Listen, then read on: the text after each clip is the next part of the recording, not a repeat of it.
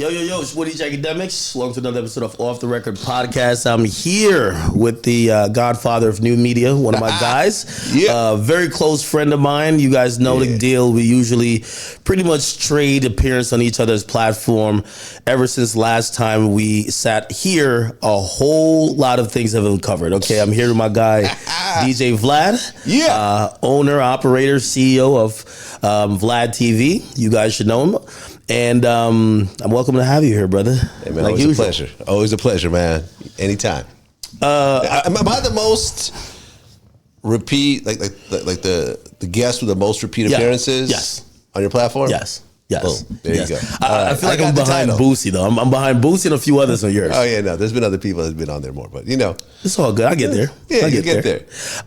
So, first and foremost, I don't even want to bring this up to give it light, but I am going to bring it up. All right, let's go.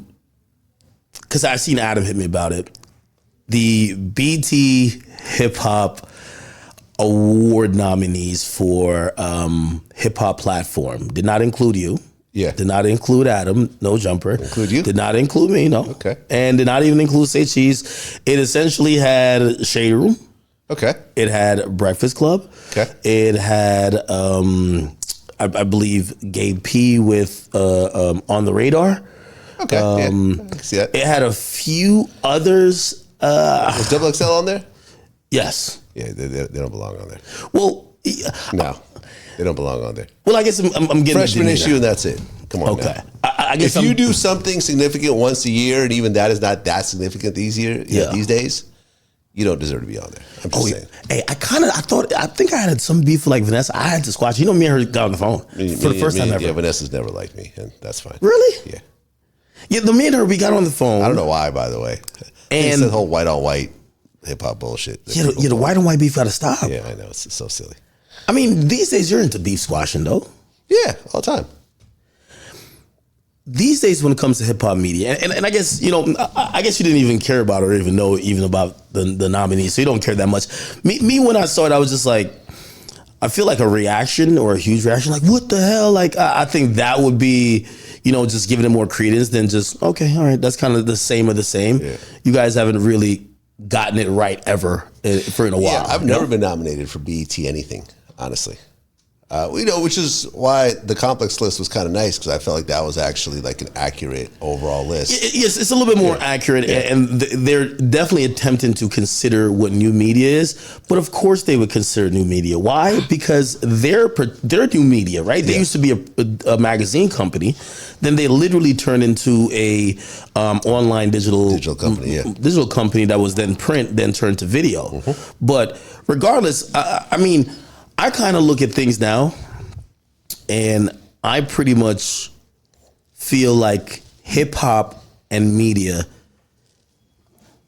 is completely shaped by a handful of people. You're in that mix. I'm in that mix. I think Joe Budden's in that mix. I think Adam's in that mix with no jumper. I think Say Cheese. Kai Cenat. I do think even On the Radar. Aiden Ross, I think. Of course. Regardless of our back and forth, it's clear the impact that he makes. Yeah, no, of course. Yeah. So I kind of look at that and as a whole, I watch everybody else. And these days, when people get at me, I could see like, at the end of the day, we're in a business, and it's like market share. Like some guys I really think don't even hate me.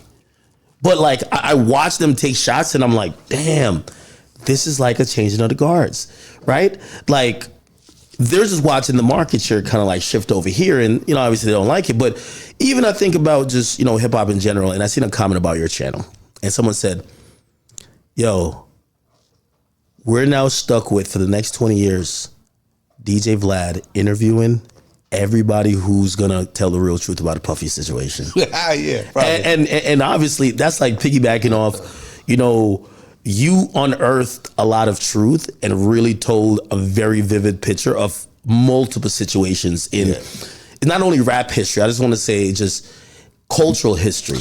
Well, yeah, I mean, my Roger Bonds full interview just hit 1 million views. Mm-hmm. That's like right now consistently the biggest interview on my channel, even though it's like, I don't know, it's from May or June or something like that.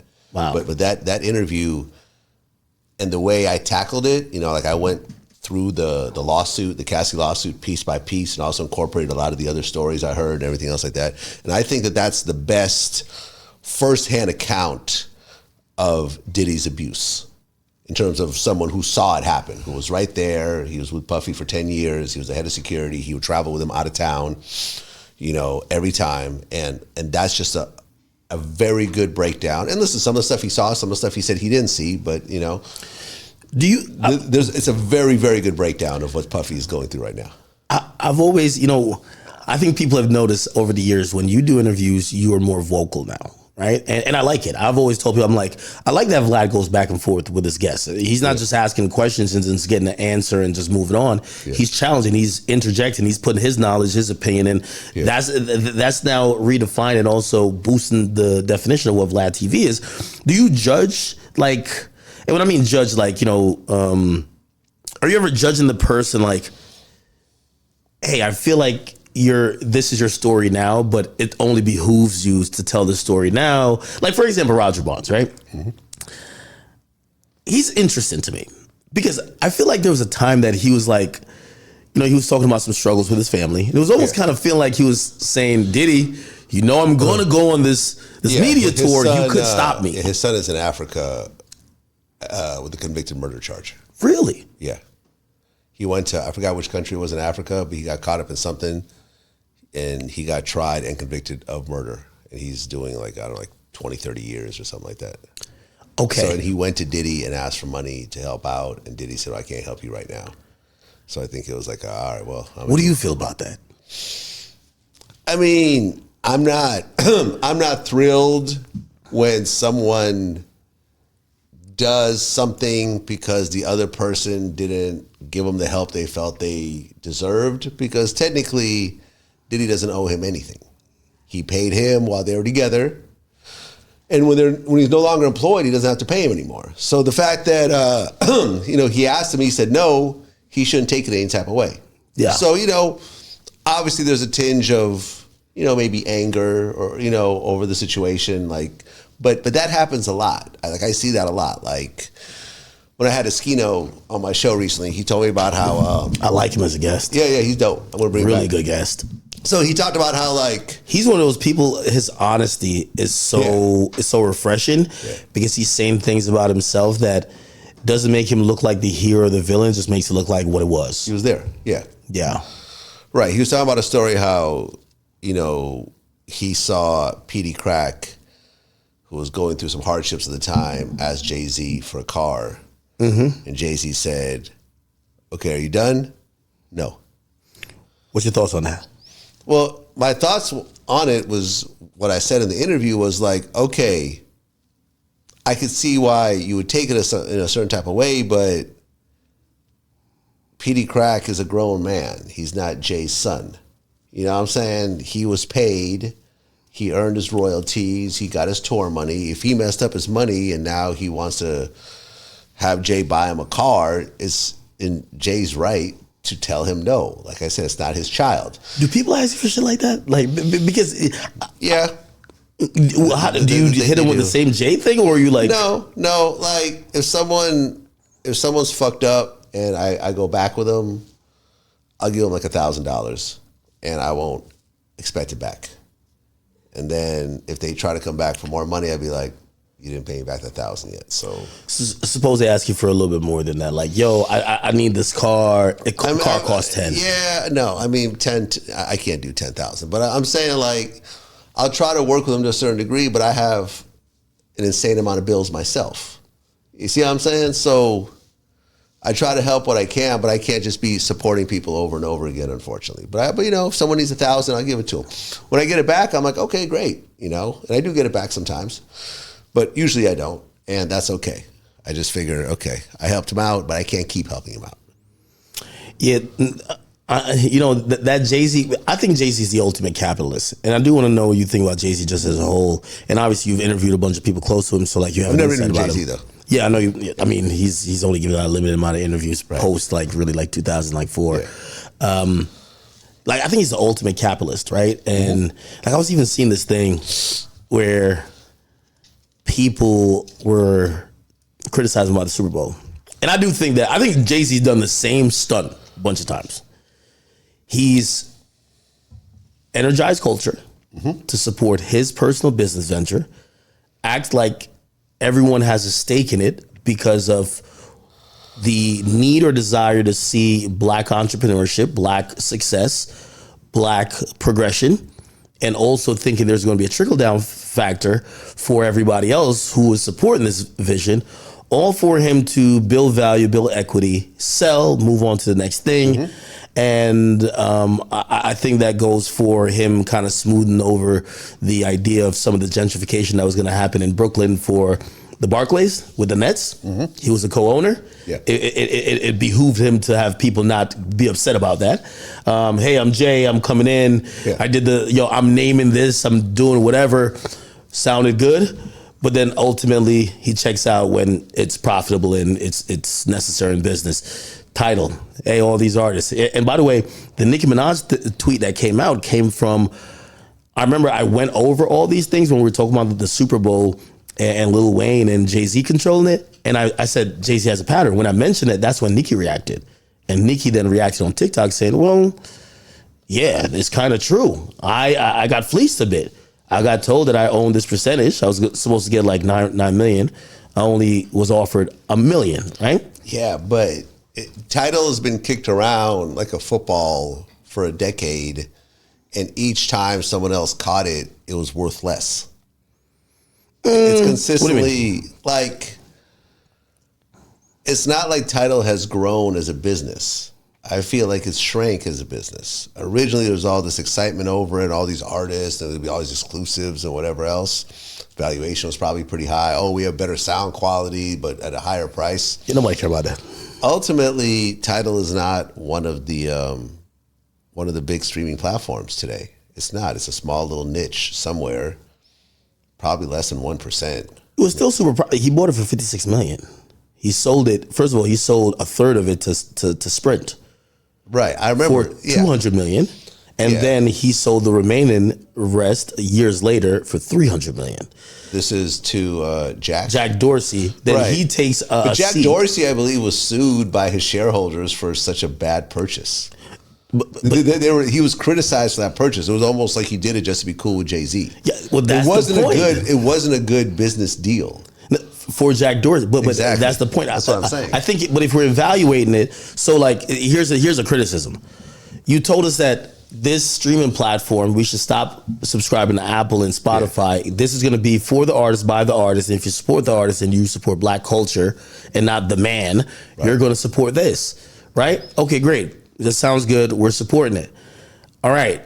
After a while, you sell a third to Sprint. It's cool. You're still majority owner. We get it. The people are still in it. Then there's an opportunity that you realize by networking and being buddy with Jack Dorsey for you to go on the board of directors for Square, right, which owns Cash App. Right. He was also leaving Twitter, and you do that and basically say, all right, I'm done with this. Catch you guys later.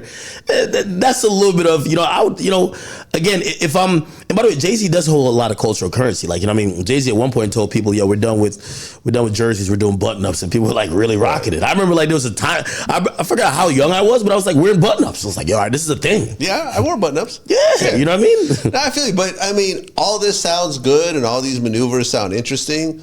But the intrinsic value of the business, I think, has gone down. I remember I talked to someone over there, and I'm like, "Hey, listen, I was thinking, because I started uploading my stuff to Spotify, and I'm like, yeah, I'm putting myself on Spotify and Apple. How can I get my stuff on Tidal?" And he was like, "We don't even have podcasts on Tidal, like at all. Period. Like, there's just no mechanism for it. So it's just like it's a shrinking business." You could try to hype it up and try to say all this fancy stuff, but the streams are the streams. The subscribers are the subscribers. I'm pretty sure that every year it's probably decreased a little bit. Remember they used to have their own concerts, their own concert series? Like all that's done. Yeah. Remember Beyonce would have exclusives and Jay-Z would have exclusives? No one's doing that anymore. No one's putting exclusives on Tidal anymore. True. That used to be a thing. Not anymore. What do you think about So someone reminded me of, I think it was actually Dame's camera guy. It was a choke, no joke. I seen him speaking about it. I was like, oh yeah. I went back and looked at the videos. Jermaine Dupri was like, and I guess this goes into the Super Bowl topic. Jermaine Dupri was like, yo, when I was there with the Super Bowl, like opening these ancillary business, I was ringing the bell at the fucking NASDAQ and everything. And it was like, hey, I was really in deep with the NFL.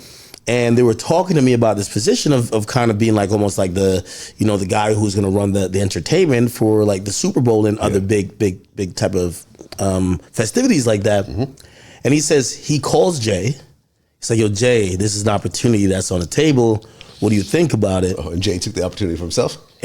Well, Jay says, the first rumor was that Jay says, nah, don't do it. Wait, is this Choke No Joke saying this? No, Dame himself. No, I went to the Dame interview. Trust me. Right. I wouldn't take his word to it. Wait, Dame is saying this? Dame. No, not Dame. Ooh, sorry. Jermaine Dupri. Jermaine Dupri. Okay, sorry. Cool. Yeah. All right, I've interviewed Jermaine before. I'll take his word for it. Jermaine said, he said, Jay never told me not to do it.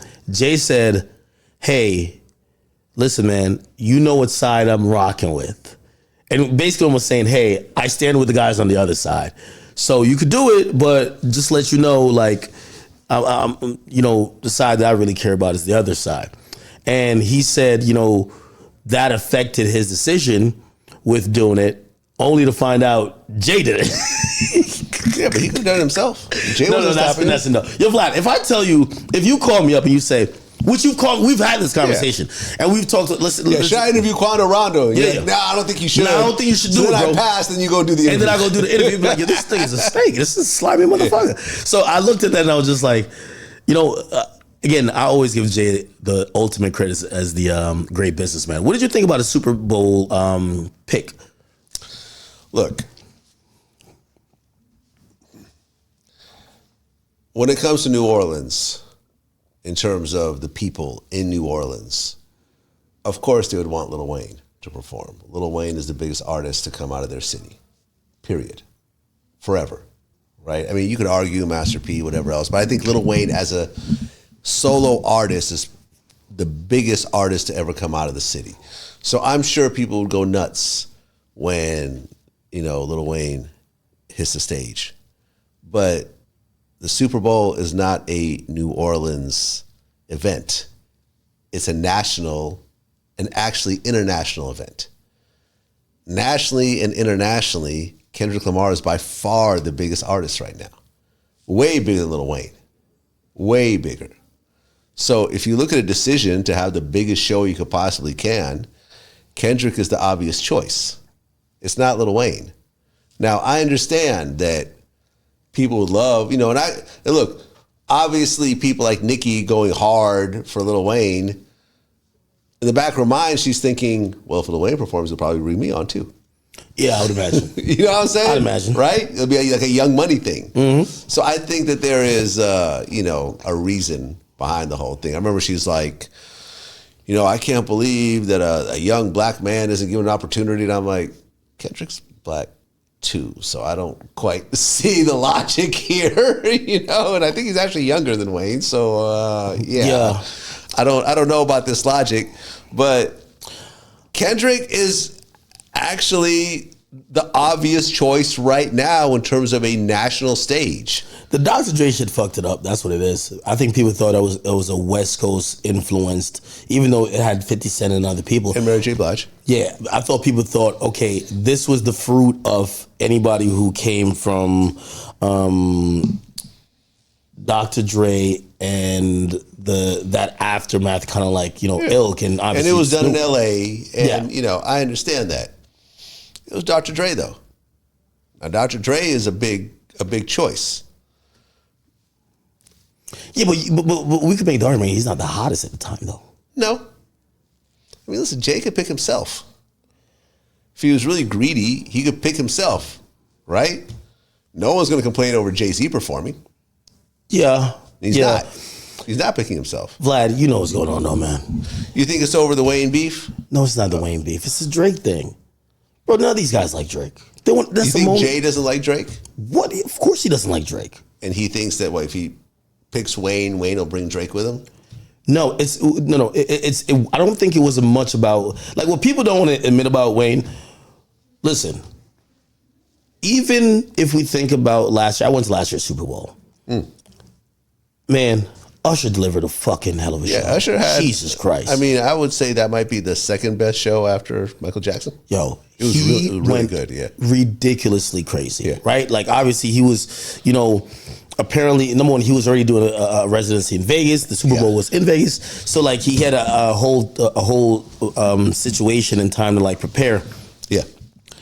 If you watch a Wayne performance, bro, yo Wayne came out at one of these shows in Prudential Center, and I'm watching it. I think it was Drake's show, and I remember, and someone taps me on the shoulder, and they said, because there were these little monitors all around the stage, and they weren't on the whole time, but they popped on when Wayne came on. Oh, because he doesn't remember his lyrics? And that's what they told me. They said, hey, those have the lyrics that he needs to say. And I said, what? Yeah. They said, yeah, like, and he's admitted that a bunch of times that he forgets his lyrics. And then you got to think about it, like, bro, if you can't remember your lyrics, like, come on, that's like Usher's doing backflips with rollerblades on. Yeah. Like, I'm serious. Somersaults. Yeah, no, listen. He played the piano. Wayne is a legend, but it's Kendrick's time right now. You can't deny this is Kendrick's time right now. Like, and if you want the biggest show in the world on that day, the Super Bowl halftime show is the biggest show in the world. Also, right? I agree. Yeah. I do want to indict half of rap on the lack of performance factor. True. Rap is the worst genre live. I had this conversation because I've been for most acts, but not for some. Yeah, no. Some are real standouts. Kendrick's a great performer. Kendrick's a great performer. And so is Drake. Right? Drake's a good performer. Kendrick's better. Good performer. Yeah. Okay. Like I want a Kendrick performance. Like this nigga has choreographed. Like Drake is just having a party with you. You know what I mean? He has so many hits. Like he's like singing half the song. Yeah, like you know what I mean? He's killing it. And again, I still like Drake concert more, but it's just like you go to Kendrick like show, you're like watching a fucking like rehearsed thing. Like obviously not to the level of like say somebody like Chris Brown. That's like next level. Anyway, here's the thing. I'm one of Drake's biggest fans. Everybody knows this. Yeah. But I do criticize him, and people have always known this. I've criticized him for a long time ago. Like, I've always thought that for as big as an artist he is, why is he not like always competing with the Taylor Swifts and these other people who are Drake? You mean? Yes, and megastars. Like these people are doing stadiums. I always wondered. I'm like, he did 8 nights in New York, New Jersey, 8 nights back to back. Just do Yankee Stadium. And I'm talking to people, and I'm talking to some people behind the scenes, really just industry people, and they said to me, they said, here, listen, Ak, what you need to realize is that hip-hop sucks in a stadium. In a stadium, hip-hop is great in a intimate setting. Yeah. And the least intimate most rappers could get to without having to do a lot is an arena. Once you get outside of an arena and you're in open air, it's not just about just like, doing this and rapping your songs. People want to see a lot of shit happen. People want to see some choreography. Right. People want to see like these crazy shows. And I'm going to be honest with you, like Drake doesn't do that. And I looked at it and I was like. It's too bad because he could if he wanted to. Well, I do think that's what helps someone like Kendrick. Even though it's the hottest Kendrick's really been, right? It's the hottest ever. Yeah. I think it helps Kendrick land the show over Wayne, right? I also believe that Drake, who got offered the Super Bowl multiple times before, he should have took it. I agree. Like, why the hell you turn that down? Why would you turn down the Super Bowl? It's like, do you think that Kendrick Lamar performs not like us? Yes, 100%. Change his lyrics? You can't say certified lover boy, certified pedophile. No, but he's not going to do the whole song regardless. You never do a whole song when you perform a Super Bowl. You're always doing a medley of your songs. So, I mean, because remember, Kendrick performed in L.A. Ooh, he's going to... No, he did the whole song. No, he didn't. Pop out? No. Oh. No, I'm talking about the L.A. Super Bowl. Oh, yeah. He performed with Dre. Mm-hmm. Kendrick's one of the people that Dre brought out. But he is and he did, and he changed the lyrics. If you remember, if Pyrus and Blood, and Crips first got along, probably have you dead by then. Like they changed the lyrics, and I remember they asked Dre about it when he was doing post show interviews. They're like, "Oh, did Kendrick have a problem with changing his lyrics?" And he's like, "No, everyone understood the gravity of the situation and how big of a stage this is, and nobody was trying to rock the boat. Everyone went along with the guidelines and so forth." Yeah, but Kendrick already performed at a Super Bowl. You think about it, Wayan has not. Now I'm thinking they're gonna cut that song right at the moment. No, they're gonna play like a half a verse or something. That's all you need. Right at the moment they says probably A minor. The whole stadium's gonna say that, and he's gonna switch. Exactly. But A minor is a double entendre where you could just say, I don't know. But then again, they may say no, don't put that in there. I mean, I'm sure there's a negotiation that's happening leading up to the show about what you can and can't say. This is ultimately a family event. This is not a hip-hop show. It's a family event, and this is the halftime show of this family event, the biggest family event of the year, right? Yeah. It's bigger than the NBA Finals. It's bigger than the World Series. It's bigger than the Stanley Cup. Like, this is the biggest show of the year, and they're going to take it seriously. Yeah. I'm not gonna lie. Kendrick has done such a fabulous job of extending this moment. Yeah. Yo, he literally dropped 4 songs, and we're talking about like he dropped 2 albums. Yeah. And no one's talking about that song with the black Nikes either. Yeah. That was, you like that? I heard it once. I was like, yeah. He was calling out he said he was calling out a radio personality. Didn't he kind of try to mention you or something? Well, people said they were calling out me, but I'm like, I think Kendrick likes me. I think he likes me. Think he likes you? He gotta like me. Kendrick is different, man. I don't know if you saw the interview with me and Elliot Wilson, but like, Elliot showed up to the Not Like Us video shoot. Yeah. And when he got there, Dave Free was like, "Hey, man, I don't know if you really should be here. I can't really guarantee your safety. This is Compton, but if you're gonna be here, just lay low. Don't attract too much attention. So he wasn't taking pictures of people, whatever. And then when Kendrick showed up, as they were passing, Kendrick saw him and said, "You're a rat." And he said it like not jokingly. He was just like, "Rat," and kind of scowled at him and just kind of like kept walking. Well, here's the thing. You know what I'm saying? I'm like, whoa, okay. Is that serious? I think and Elliot doesn't even know what he's talking about. No, he does. Number one, I think he read that moment wrong. I think Dot was showing him that he's really tapped in. He was trying to show him some credit, actually. Oh, really? Well, because Drake called him a rat also. Yes. He was just trying to show him that by saying, "Oh, you're a rat." He was like, "That's what Drake said to you." I think he was trying to give Elliot a compliment. Well, but I'm telling you. But it probably wasn't the best of environment. That his energy was not like a friendly, laughing, joking kind of thing. He called him a rat and scowled at him and kept walking. Yeah, but did you look at the demeanor of the guy when he was shooting the whole video? He wasn't like just laughing with. Someone said that the dude shot the whole video and didn't laugh the whole time. Like he has this very cold, calculated face the entire time for every scene. I think he cracks a smile at one point. That's it. That might have been his demeanor. I think he was shouting out Elliot. I think Elliot's going through what many of us media guys go through at a point where you think you've been a part of somebody's story or their career, and they just like fucking brutally diss you. Like I thought I went through that with YoungBoy when like shit, I felt like I was supporting this guy a lot, and then he just went online and dissed me, and I felt like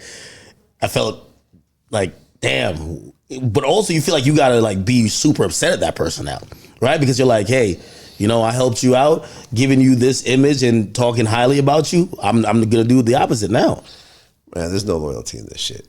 You know how many artists I've given first interviews to that won't even think about doing my show anymore? Think about it. I gave Migos their first interview. When have you seen a Migos interview on Vlad TV? It's been about a decade. Wow. You see what I'm saying? Like that kind of shit. And I was doing them a favor at the time. I'm waiting to see if Kendrick's going to do another interview. I think that's why Elliot showed up. He's like, all right, let me go get this interview. He'll probably do like with Big Boy. Nah. You don't think so? Yo, Kendrick has done something I've never seen done in hip hop before. Which is? Absent, but seems so present. And that's why I say it's a Jesus-like thing. It's like an omnipresent thing, but he hasn't done anything. Yo, the last time we saw him for the Super Bowl announcement, right before that, well, he dropped this bullshit song. Then we saw him for the Super Bowl announcement. Yeah. Then right before that, we saw him for Not Like Us. And then he dropped, was it 3 or 4 songs? And we didn't see him for a year before. We haven't seen him for a year. Like, what the hell? But people talk about him like this guy is, like I hear certain things. Hey, speaking of which, with Dave Free, when Kendrick's concert came to Barclays, Dave Free hit me up. Was like, yo, all right, cool. Like, he took care of me. Like, yeah, he was chaperoning me around the Barclays. Like, yo, Aqua, you want to go? I just go get a drink. I haven't heard a peep from him since. Like, yeah, it's one of those things I think they're really tight-lipped over there. They are. And, I have to go through extreme measures to get information. Yeah, I mean, I heard that Kendrick doesn't have a cell phone. He said that shit one time. He said it. No, he's tapped in, man. I believe him, though. I believe him. I don't think he carries around a cell phone. The only thing I don't like about Kendrick is or not necessarily don't like about him, I don't like how the culture perceives him and use double standards. Like, Kendrick doesn't do any interviews. He doesn't give nobody a feature. No shout outs. No, that's not true. He gives features. We know he has historically. I mean, he's not like Rich the Kid. Like, he'll do some really left field type stuff. You're right. Yeah. But what I'm saying is that even in this moment, if I ask you why Kendrick won the battle. Yeah. And think about it. I mean, this whole thing started with a feature. Okay. Metro Boomin and Future. You're right. Yeah. What I'm saying is that if I ask you why many people believe Kendrick won the battle, you'd probably say Not Like Us was one of those songs to kind of end it. But that song was supported by entire coast, by so many people. The pop out show that happened, you see all these people who are, gang affiliated. You see how many people he put in the music video. I think that, like, it wasn't so much the coast supported it. I just think he hit a nerve with black people. I think by him saying they not like us, that created a certain level of pride. Drake black. Now, I understand that, but Drake's never. I don't think Drake's made black people feel like God's plan. I get what you're saying. A level of pride in being black. You see what I'm saying? I think that when, look, and you saw my whole situation with the Princeton professor around that time. Ultimately, look, I was right. Kendrick's engineer said we threw it out in like an hour or two, and I didn't get a chance to mix it. Yeah, I was right. It was a bad mix, right? But people felt so strongly about that song, especially calling Drake a colonizer. Colonizer became the new culture vulture term. That is true. First you had honky, then you had culture vulture, and then you had colonizer. Damn. The progression of basically talking down to white people, and he's responsible for that next step. So you're telling me that? Yeah, I think he just created a level of black pride that you haven't seen in a very long time. But and that's something that Drake has never evoked. Okay, even if Drake has never evoked it. Yeah. I would imagine if he was battling versus Eminem, which obviously wouldn't happen, they have respect for each other, but still, I would imagine it would happen versus a white guy. You're telling me he battles another black guy and black pride steps up to help him win versus the other black guy? Well, yeah, because think about it. Kendrick was undermining Drake's blackness the whole time. That is true.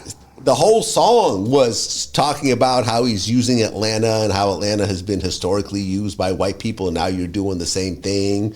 In one of the earlier songs, he's like, we don't want to hear you say the N-word no more. Yeah. Drake had to come back and keep saying it just as, you're not going to tell me that I can't use that word. It's my favorite word. What are you talking about? You see what I'm saying? But Drake was really undermined by Kendrick in terms of him being mixed and being half Jewish and culturally not really being black until later in life. He was raised with a Jewish mother in a Jewish neighborhood around Jewish relatives. And, Drake probably didn't use the N-word until he became a rapper, if you think about it. And Kendrick, found that spot and, screwed in the nails. Like, you know what I'm saying? And I think it ultimately worked. And I think that that's what created such a big moment for that song, whether you're West Coast, East Coast, down South, whether you're African, whether you're from the UK and you're black. I think everyone was like, they not like us. We're different. We're special. And you guys won't understand that. And this song is a symbol of that. And and I'm white, so I'm looking at this from the outside looking in, obviously. No. I think you're right. Yeah. I think he tapped into. It's funny because I see even people who are mixed. It kind of just showed the separation between blacks, really.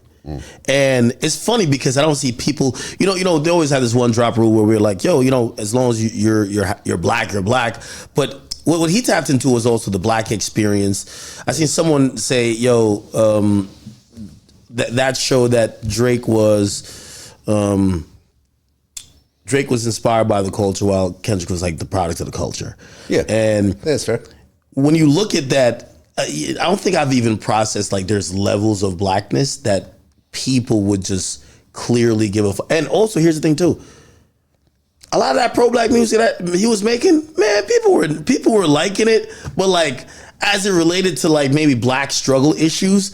But when it came to pop music time, they were listening to Drake. Of course. And this was the very first time I've ever seen like the whole culture say, no, we only care. We have to show you the pop guy that when we do unite, and I'm wondering, like, I wonder if he has that recorded or something.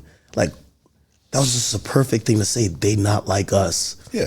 It's a group chant. They not chant. Like us. It's an anthem. He doesn't even say who they are. Well, he describes who they are in a way, but the chorus is so simple. They.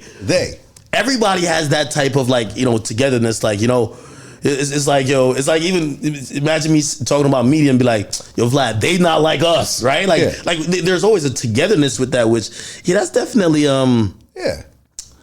And people are now feeling like they're with Kendrick. They're part of Kendrick's us. Yeah, I never even seen Kendrick. Listen, like, I remember, my interviews with Michael Jai White, right? And he's done movies like Black Dynamite. Mm-hmm. And he was talking about how he likes to play with that concept of they.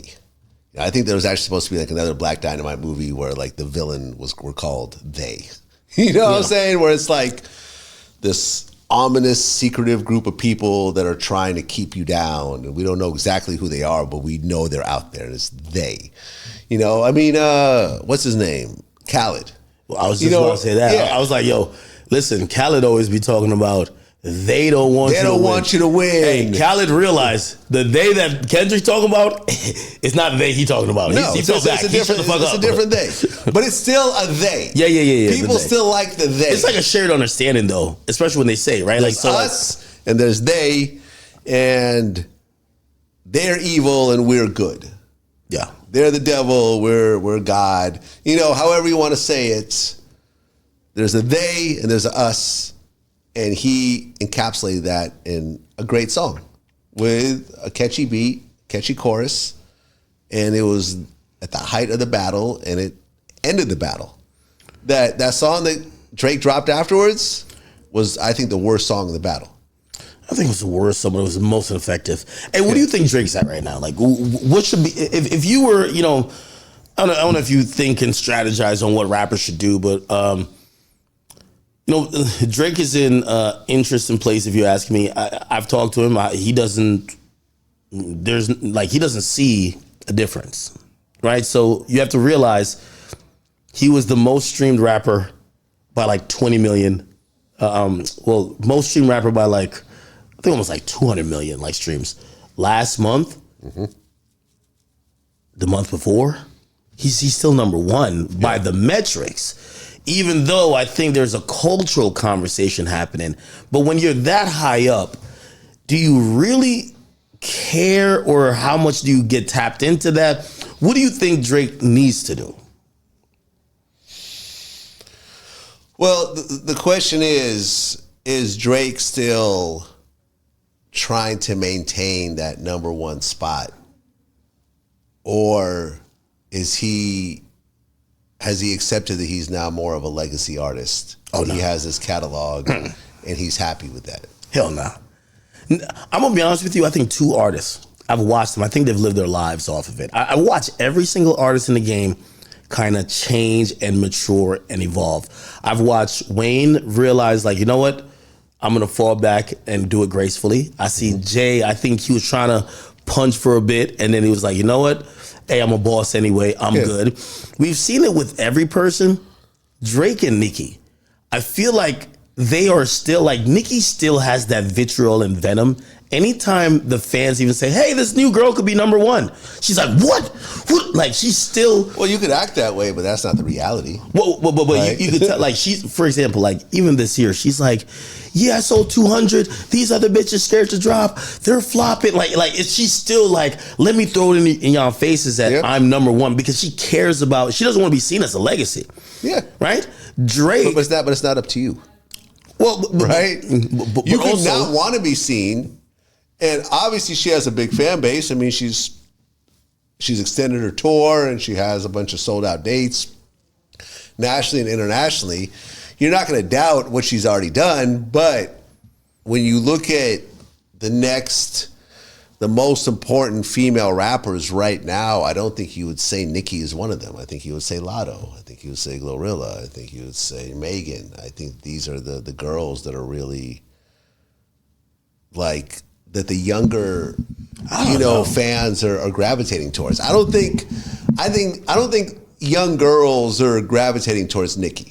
I think they're gravitating towards Lotto. I'm gonna be honest with you. I met like a 20-year-old who's like a barb. I was shocked. I mean, there's gonna be lots of barbs. Like, I get it, but she's like almost 40, right? Or she's in her 40s. Yeah. She's in her 40s. I think she's like 39. Yeah, so she's about 40. I only bring that up because it, like, as you asked the question about Drake, it's about being graceful, right? It's like knowing when to turn to the OG, and also knowing that you did everything as the guy that had your moment, that you kind of transitioned to being the boss and the OG, and you're still the guy, just in different ways, but you don't need to be that guy, right? And some people have a hard time letting that go. I think Drake has done, like, he has this one line, he says, he says his favorite thing is playing Keep Away with the Throne. I think Drake genuinely does not want to not be number one. And I think that's why he hasn't taken his foot off the gas. Like, the dude was about to go on vacation. Like, I talked to him right after the tour. He's like, yeah, man, he did 80 dates. He grossed $320 million. The next highest hip hop grossing tour is 120. 3 times the next biggest hip hop tour. So he outdid 50 Cent? Yes, 50's third. Okay. So, which Travis is about to be second, so 50's about to be fourth. Yeah. So we have Drake 320, Kendrick 120, then 50 like one. You see the 96 like one something, and then you have Travis Scott, but his tour isn't like complete yet. I mean, do you think that Drake could pull the type of crowd that Travis pulled in Brazil, 150,000? Oh, he could. He could. Of course he could. I'm gonna be honest with you. I just don't think Drake's show is like that. Like, I've been to a bunch of. He doesn't have the energy of a Travis Scott. Yeah, his music is more of a. Travis is more pyrotechnics, rage out. Every time I've been to a Drake show, it feels like a big club. Yeah. Everybody in there vibing, hands around each other. You're rapping to the person sitting next to you. It's not like you're just watching in awe. Like, I went to a Travis Scott show and I was like, you get what I'm saying? Yeah. Like, you're like watching a show. Yeah. Like, I'm at Drake's show and I see people not even looking at Drake. They're just like, they love the catalog so much, they're just rapping to their friend. Like, I see people, like, he'll perform a song, someone does one verse, so it's, and by the way, there's a place for that too. But when you see what Travis Scott is doing, like, he's turned this whole idea of the rodeo into like this fucking, like, you have to remember, even when he used to sell out venues of like 5,000, he used to have this wild, when I mean wild type of concert, he marketed as Could You Survive? Yeah. Which obviously came back to bite him because, yes. People didn't survive that one show, yeah. Yeah, but like, I think he's the only hip hop artist that can do that. Yeah, because he's more of like a punk rock rapper in a way. Yeah, so, right? but as it goes towards like number one and like staying as a guy, I don't think Drake has any. I think if there's ever a dethroning moment, I think he'll go he'll never go gracefully. You're going to have to fucking pry his rigor mortis hands off of the fucking throne or off of the trophy. I mean, look, you could say that, but at one point, the audience is going to move on.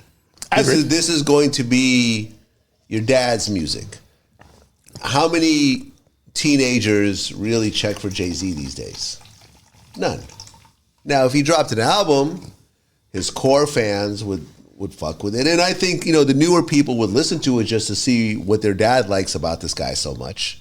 But every day a Jay-Z fan dies and a new one doesn't necessarily, pop up, right? So you just got to look at that. I mean, and I've talked about this before.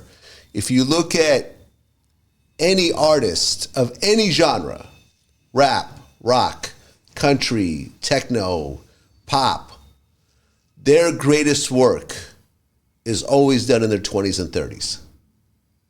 Every so often, like a George Clinton will do Atomic Dog when he's 41. There's a little bit of wiggle room at the end if someone just comes up with a crazy hit. Yeah, Tina Turner kind of got into a stride later on in life, but she was also a beast when she was younger. Yeah. But as a whole, your greatest work is your 20s and 30s. So by the time you hit your 40s, you're on your way out. Now, people could change it, but Drake is like almost 40, right? I believe he's like 37, 38. Yeah. He's getting to the point where he only has a couple more years to come up with something really definitive that could potentially stand over what he's already done. People still come up with stuff that sells, but their greatest work is always in their 20s and 30s. And it's not just rap. It's any form of music. The reason why I said about Nicki and Drake, and obviously, again, Drake's my favorite, but I don't see there's a goal. Like, usually after you've ran the game for a while and you're getting older, you start having like these tangible goals. I could see that Jay's goal after he tried his hand at label owning with Rockefeller. I seen him try to do the Rock Nation thing, and I seen him try to do the title thing. He clearly had a few things that were like almost exit strategies where it was going to be his next passion. Yeah. And for Drake, I don't necessarily see it. I think I see Drake as just being the person to say, I just kind of want to make more money than I did last year. Well, yeah. I think also the amount of money that Drake made is way more than what Jay-Z made at the same age. Of course. Drake at 37 was probably 100 times richer than Jay-Z at 37. That makes a difference.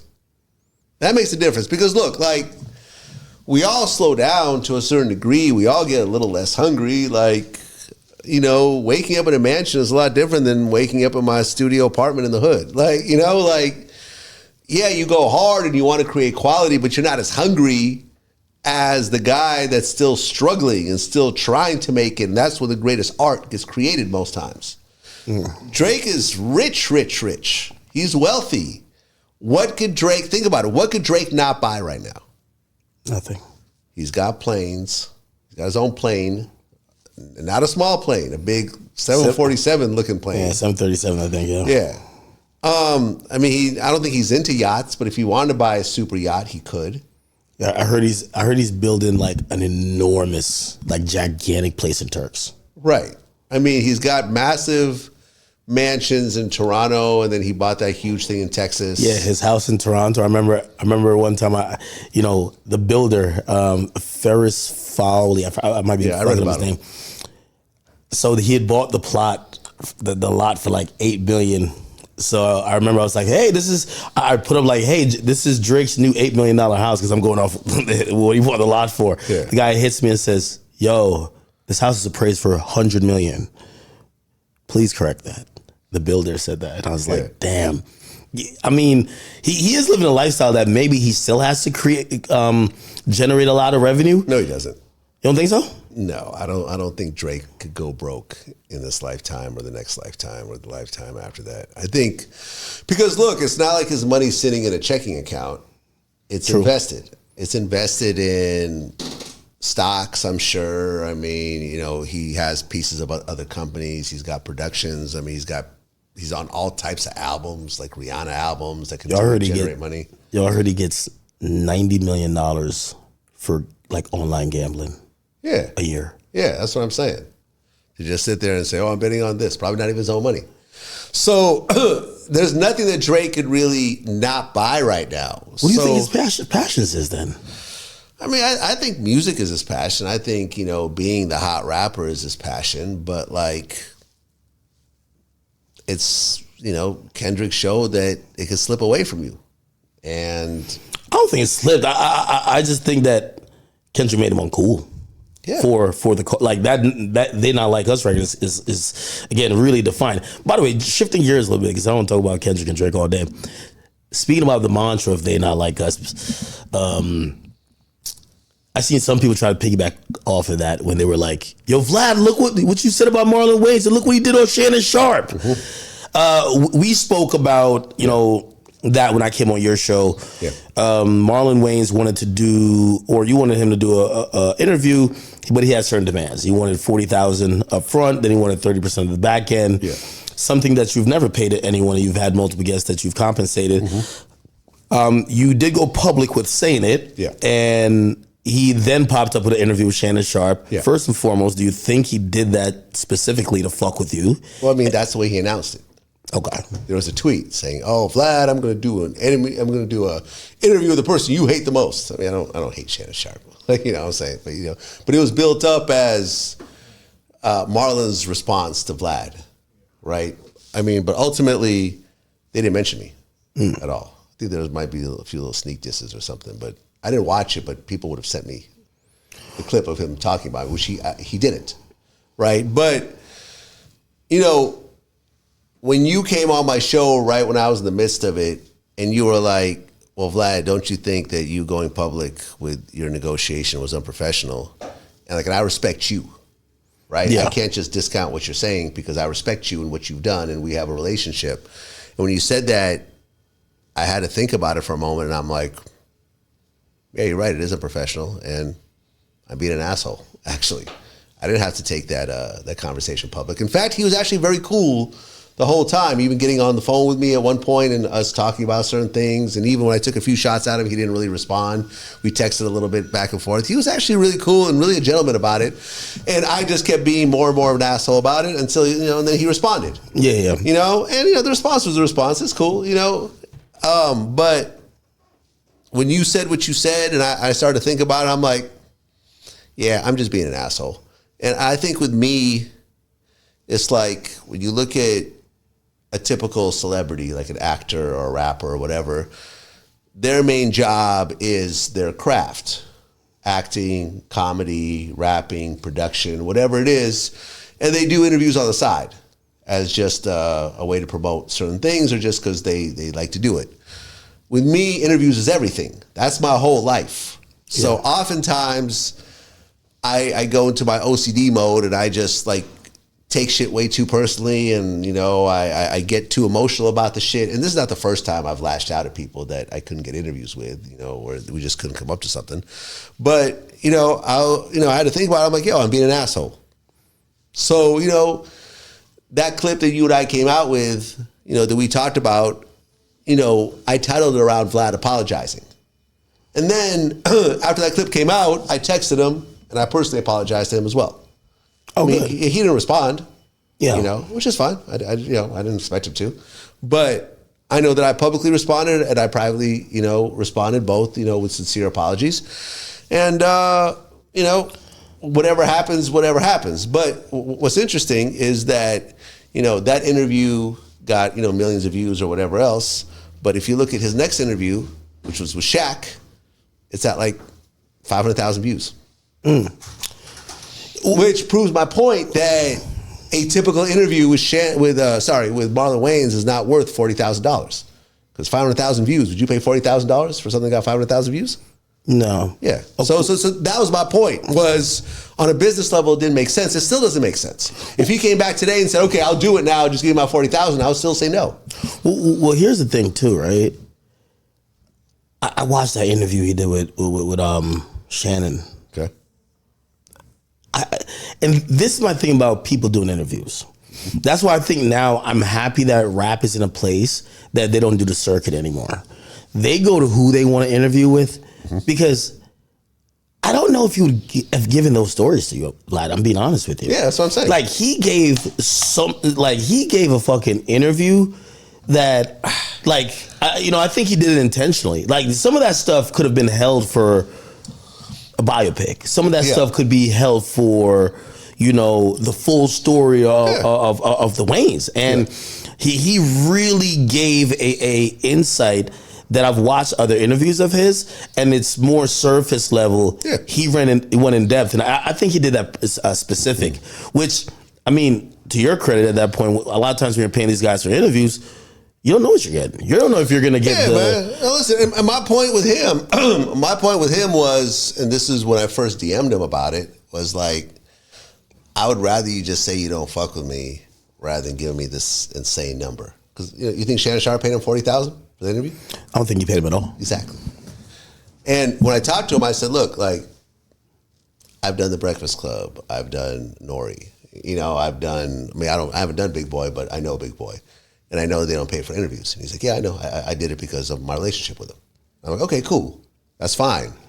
And I think that, and that was sort of my original point with him was, I'd rather you just say you just don't want to do it, as opposed to giving me some astronomical number where I'm guaranteed to lose money. You see what I'm saying? Yeah. I'd rather just have him say that. And he never, he wasn't really agreeing with that. He was like, no, it's not like that. Let's just work it out. And I'm like, well, for us to work it out, we have to get more in the range or something that makes sense. Sincerely, I think your business model fucks you over in that. I think what happens is when people hear that you offer compensation for certain guests, they don't understand the business and they think, well, if he's paying Boosie and I'm a fucking movie star, why the fuck isn't he paying me?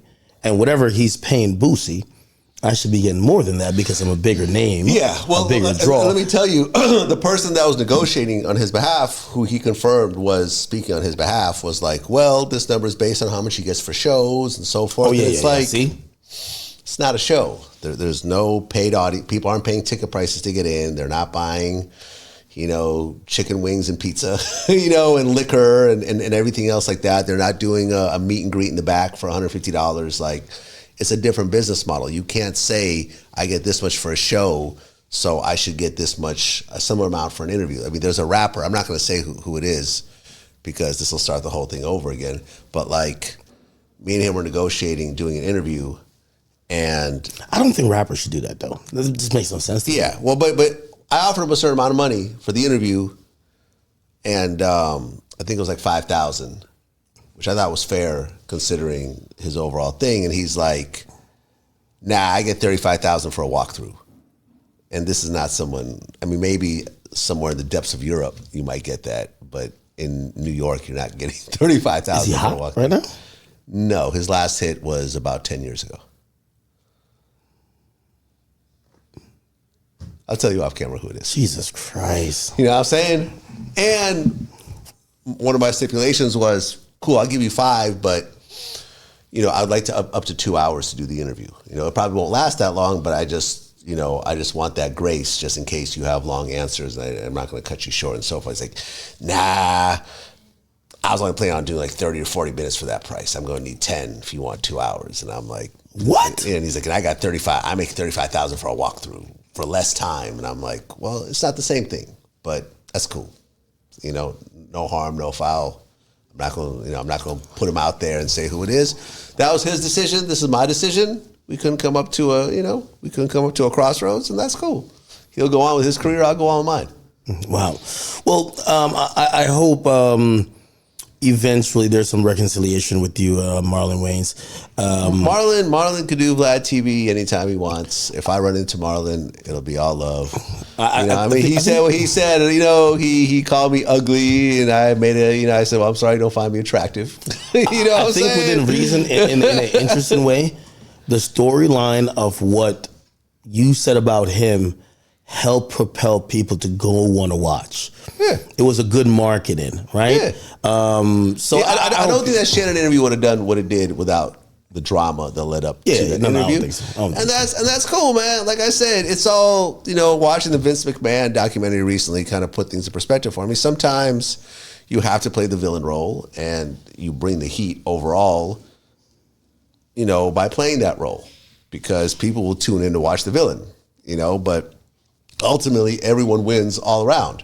A lot of people hit me. It's like, yo, you made, a lot of celebrities hit me. It's like, yo, bro, you made Marlon hot again. Like, that whole back and forth. I'm like, that's cool, man. Like I said, I never took it all that seriously. He said what he said. I said what I said. There's some back and forth. I didn't realize also that, like, because I've been dealing with rappers all these years, although I do interview other types of people, I always felt that rappers were the most sensitive group of people in the world. Yeah.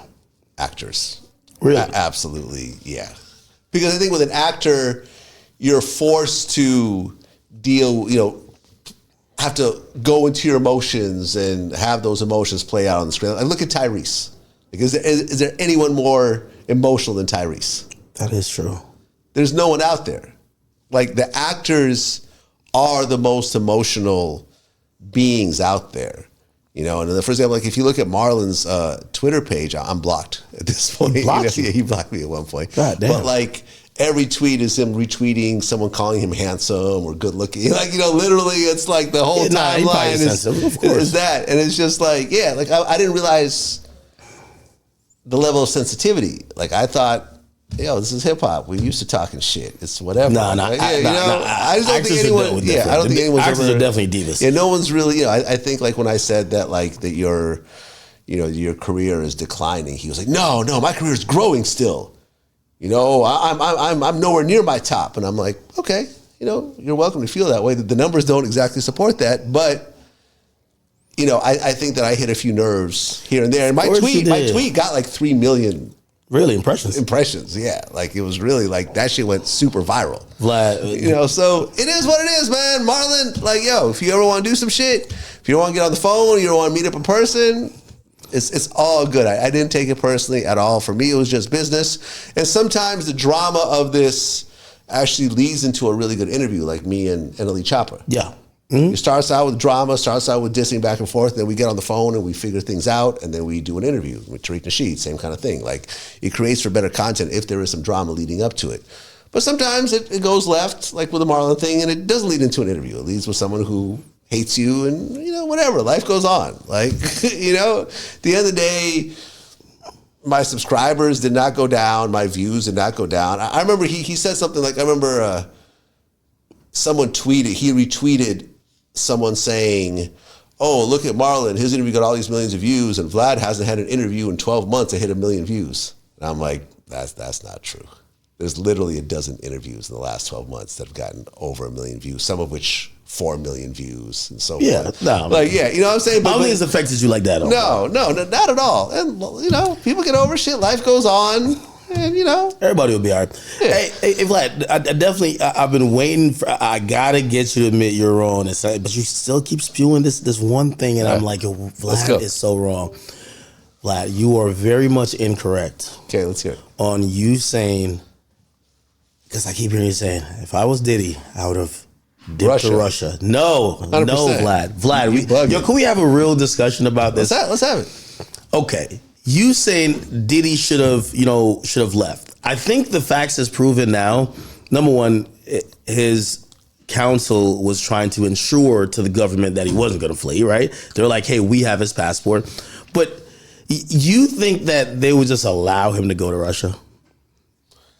If you have your passport and you haven't been indicted, you could travel anywhere on earth with your passport. Well, Vlad, you're so smart, right? Yeah. You're so smart in the sense of, again, we're not talking about the Edward Snowdens and these other people who they've always been like damn near world travelers. They've never just been like, yo, I'm on Star Island. You get what I'm saying? Diddy's not a world traveler. Diddy doesn't spend exorbitant amount of time and has like these places that he doesn't have like a crib in Bali or even he goes to the Caribbean all the time. To vacation. Turks and Caicos. To vacation. Exactly. Okay, right? So it's like, here's the point. I know they were waiting for the indictment. You think the federal government wasted $1 million? Like, I was talking to this guy. He's a former federal agent, Myron Gaines, and he said, "Yo, based on the amount of effort that the government put in, he told me a stat. He said." Because I was saying, I think there's some wiretaps with this. He said, I don't think there's wiretaps. I said, why? He says, well, a lot of the stuff is legacy. A lot of the stuff is from years and years ago. Yeah. They're going to rely more on eyewitness testimony and maybe of camera footage, but they didn't need to sit on the phone. He said for a wiretap for one line, for someone, just to monitor one line, the government has to pay $50,000 a month. Makes sense, right? Yeah. It could become costly now when someone has multiple phones or you're trying to, and that's just one side of the conversation. If you want to hear somebody else's, their phone. So he gave me like an estimation, like, yo, this investigation is into the millions. Yeah. I just can't, there's no way you think if, again, two things. Where did they first stop him when they raided his house while he was boarding his jet? They know something. They see the manifest being filed. Mm-hmm. Second of all, again, don't know this for fact, but it seems to match up with why they arrested him the day before. He promised that his private jet would never be in the same city as him. He's in Manhattan. His private jet comes to Teterboro. They lock him up the same night. Yeah. It appears that they were ready. Right, but he was already indicted by that point. Yes, but again, he wasn't indicted by the time the search warrant happened. What I'm saying is that they're monitoring his movements. If he planned to move to Russia, they're locking him up on something, anything. They would have had something, and they could try. But ultimately, you can't lock someone up unless you indict them, meaning that you have to go through a grand jury. No, you can't. You can get arrested. No, well, first of all, they would probably have local police either arrest him, or what could happen, and I learned this from, again, the same guy who used to work for HSI. He was an HSI agent. There's two ways to indict people, right? The sure way is through the indictment, through the grand jury. The other way is through a complaint. Oh, you just need an agent to sign a complaint. But okay. Basically, no way they let Diddy. Listen, Diddy just did. If Diddy went and bought a one-way ticket to Russia from JFK, they may have swooped in and gotten him. Of course. Right? But what I'm saying is, at the point that you know that something's coming down the line, Diddy could get into a fucking submarine. You know what I'm saying? And pop up in fucking Moscow, and now he's there. As long as you get there, you're safe. But Vlad, I think you're like trivializing. I'm not trivializing. I'm just saying, like, Vlad. But I can give you Edward Snowden is in Russia, and he's facing treason charges. Okay. At what point was he in the U.S. though? Hold on. Steven Seagal, bunch of rape charges, went to Russia. He's been there ever since. You can go back. Roman Polanski, like rape. Is Steven Seagal a fugitive? I believe so. Is he? Yes, he has. He's a fugitive from justice. Sexual assault charges in America that he's never stood trial for. He's been in Russia this whole time. So he's been in Russia this whole time. What's his name? Roman Polanski. He was about to get convicted of rape of a minor, and he went to fucking Europe, and he's like 91 years old.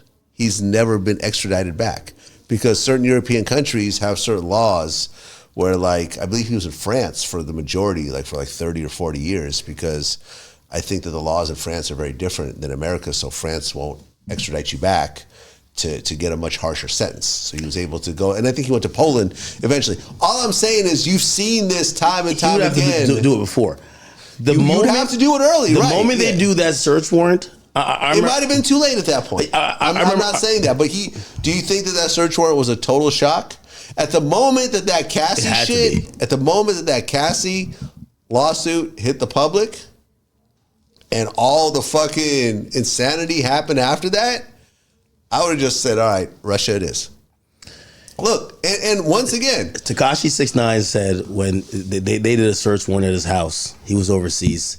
He says after he came back to the States, he knew it. Well, he found out his driver was telling him, so he fired his driver.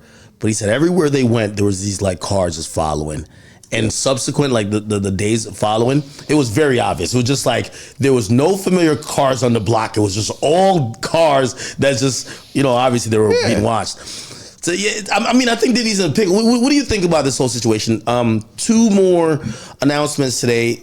One, that there's a class action lawsuit. I've never seen a class action sexual abuse and assault lawsuit. That's different. Yeah. 50 people, wow. Right?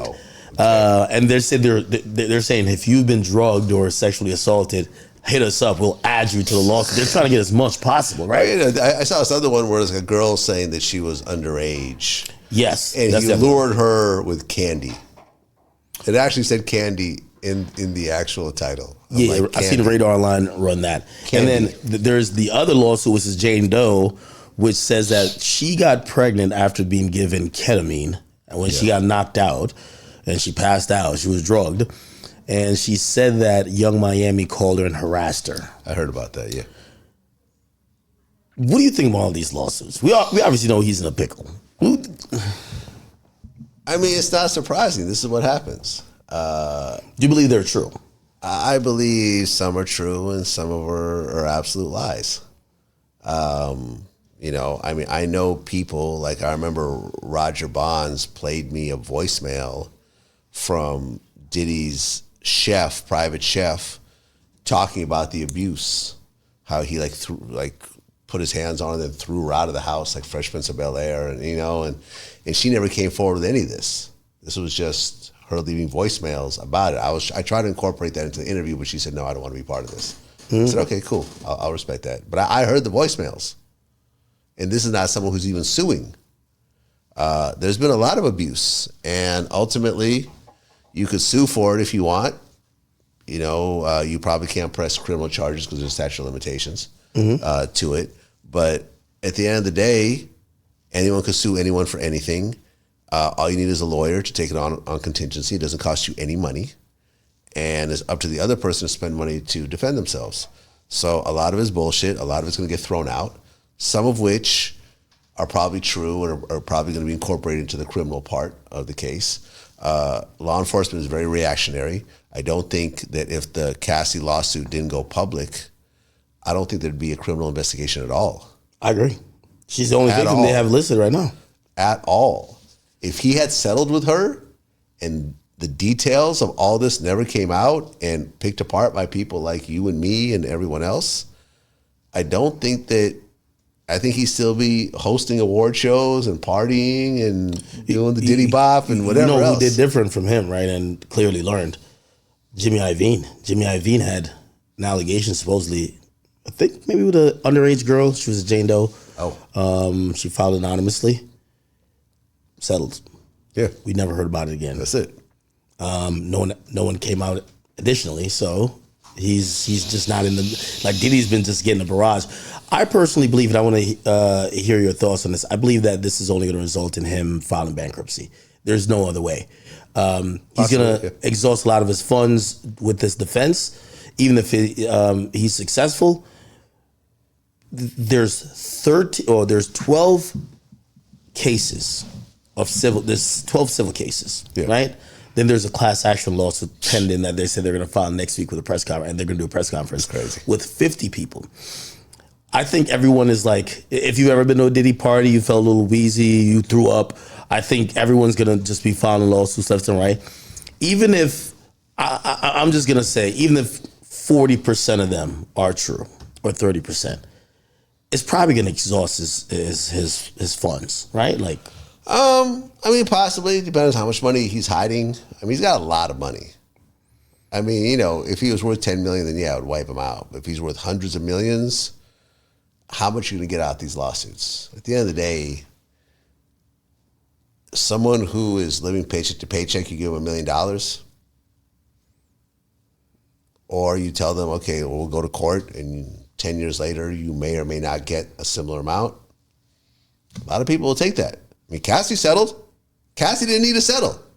She could have gone to court. Yeah, but a settlement for possibly $30 million. You don't know that. I actually heard it was in the low 7 digits.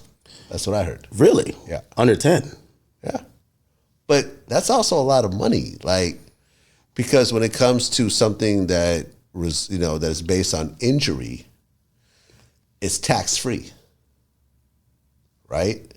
So if she got, okay, so let's just say you were suing for discrimination or something, right? And you get $1 million. You get the $1 million, you have to pay taxes on it. It ends up being $500,000. But if you get beat up by somebody and you get $1 million, you get to keep that $1 million, no taxes. Really? Yeah. That's part of the laws. So let's just say let's just say the settlement was $3 million. I'm just bringing up an easy number to work with. Your lawyer gets a third. So you're left with $2 million. $2 million after taxes, that's like $4 million before taxes. Your husband is a personal trainer. You have no job. You have 2 kids. Diddy's not paying for everything anymore. $2 million is not a bad amount of money. That could last you for 5-10 years. I haven't seen that smile on her face, and I know half of the smile is because Diddy's locked up, but that smile looked like it's a $15 million smile, man. It might be. We'll never know because everyone signed NDAs. I don't think he's doing another settlement. I think at this point he's going for broke. Well, the settlement... They got to get it back in blood on this one. The settlement a lot of times doesn't make sense because a settlement is a private agreement, and in a criminal case, that supersedes a private agreement. So Cassie's not only got the money from the settlement, but she's going to take the stand against them. So what was the point? I think if he had not settled, she might be less likely to cooperate because this might affect him wanting to settle. And if he goes bankrupt and she wins, she gets nothing. You see what I'm saying? You gotta look at this thing long term, man. Like I interviewed Vivek Ramaswamy. Yeah. Very smart guy. Watch that. Very smart guy, billionaire. And he bought like 8% of BuzzFeed. And really? Yeah. And I told them BuzzFeed ripped me off for like $50,000. Because I don't know if I told you this story. Yeah. But they owed me they were holding my YouTube money. Well, have you said this story publicly before? Yeah. I think so. I'll say it again. Yeah, they were my MCN. So they would get the money from YouTube, take a cut and then pay me. But then at one point, when they got into financial trouble, they stopped paying me. And by the way, and it wasn't just me; it was a bunch of YouTube channels. The reason why that was the case too is that you had to deal with Complex, but they bought Complex. They bought Complex, so Complex got rolled into BuzzFeed. So they owed me. It was like millions of dollars at one point, and they weren't paying me, and we had to file a lawsuit. And then when they sold Complex, they were now ready to settle. And we agreed to a settlement which was $50,000 less than what they owed me. And they paid. Mm-hmm. And the reason why we did it was because we were worried that if we didn't accept a settlement, they might go bankrupt. Yeah. Now they didn't, but we were worried if they did go bankrupt, then we would get nothing. So, okay, we lost $50,000. I'm not happy about that. And I told Vivek, I'm like, yeah, since you own 8%, you owe me like $4,000. You know what I'm saying? Like, I'm joking. He doesn't owe me anything. But that's what happens. You gotta, when you're suing somebody, yeah, you want to go for the gusto and you want to get $100 million or whatever else, but you got to look at it long term. What's going to happen years from now? Think about it. Like Cassie could have been like, no, I'm going to take you to court. I want all this exposed, whatever else. This lawsuit could take 5 or 10 years to get to court. And by that time, he could be bankrupt and she could win some big settlement. But if he is bankrupt, he has no money, she'll get nothing. So do you want the guaranteed money right now? Or do you want to wait many, many years and potentially get nothing? Yeah, no, I agree. And even potentially lose. Mm-hmm. Think about that, because I'm sure that he has lots of stuff that's not going to make her look as much of an angel as she's presenting herself to be. I'm sure that all this prostitution stuff, she was probably involved in as well. She was fucking the prostitutes. I heard she would pick out some of the prostitutes herself. And you know what I'm saying? So she was hiring them. Yeah, she was hiring them. So now she's procuring prostitutes. Like, you know what I'm saying? That's a crime in and of itself. So it's one of the crimes he's being charged with. So, it's complex. And that's why a lot of times when you see the money, you assume it's this astronomical amount, but it isn't. Yeah, like I kind of explained the same thing on my stream about the T.I. lawsuit. T.I. and T.I.'s daughters got this $71 million lawsuit. Yeah, I heard it's a $17 million he's supposed to get. I think it was 71. I've seen 17. I heard 71, but I heard he's supposed to get 17. I don't know. They're not getting shit. I'm gonna be anything. Well, here's the thing. The first time they had the lawsuit, it was a mistrial. The second time they did the lawsuit, it got dismissed. The company won. The appeal got overturned. They got 17 or 71 million, whatever that is. You think the company, even though, by the way, that toy company brings in $4 billion a year, they're still not paying that. We're going to appeal it again. Yeah. Right? So you won the first appeal. We're going for the second appeal. And by the time I said the same thing on stream. I was just like, if they go to settlement to say, hey, we'll give you 10 million, I think they should take it. They should take it, yeah. Take the 10 million. It's 3 girls. Everybody gets 3.2 mil, and call it a day. Call it a day, yeah. Because what's what happens. And a lot of times, also, like when you get these astronomical amounts, if you really follow the story, like if so, this person got 100 million, you'll check back a year or two later, and it's really ends up being like 2 million. Yeah, or whatever. Sometimes it's only a few 100,000. This will get whittled down. This will get overturned. It'll be, because the whole point is someone who's been sued, who's also sued people and everything else like that. Like, how do you determine damages? Like, it just kind of Google you up and be like, all right. Okay, sorry. So there's compensatory, there's punitive. The compensatory part means to make you whole again. So let's just say that you beat me up. Okay. Right? And because you beat me up, I was out of work for a year. Right? And I make $1 million a year. Okay. So I'm going to say you owe me $1 million because I couldn't work for a year.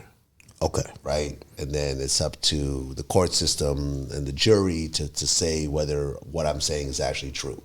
Did Vlad really not work for a year because he was so distraught over the beating that Akademiks gave me? Or was I really working the whole time and I'm really lying and I only took off from work like a month and whatever else, right? So there's the compensatory, to make you whole again. Then there's punitive. Punitive is to punish the person so they wouldn't do it again. Now, if you're worth $10 million and the punitive damage is $10,000, that's not really punishing you. It's designed so you wouldn't do it again because you're being punished for something that's actually going to hurt you.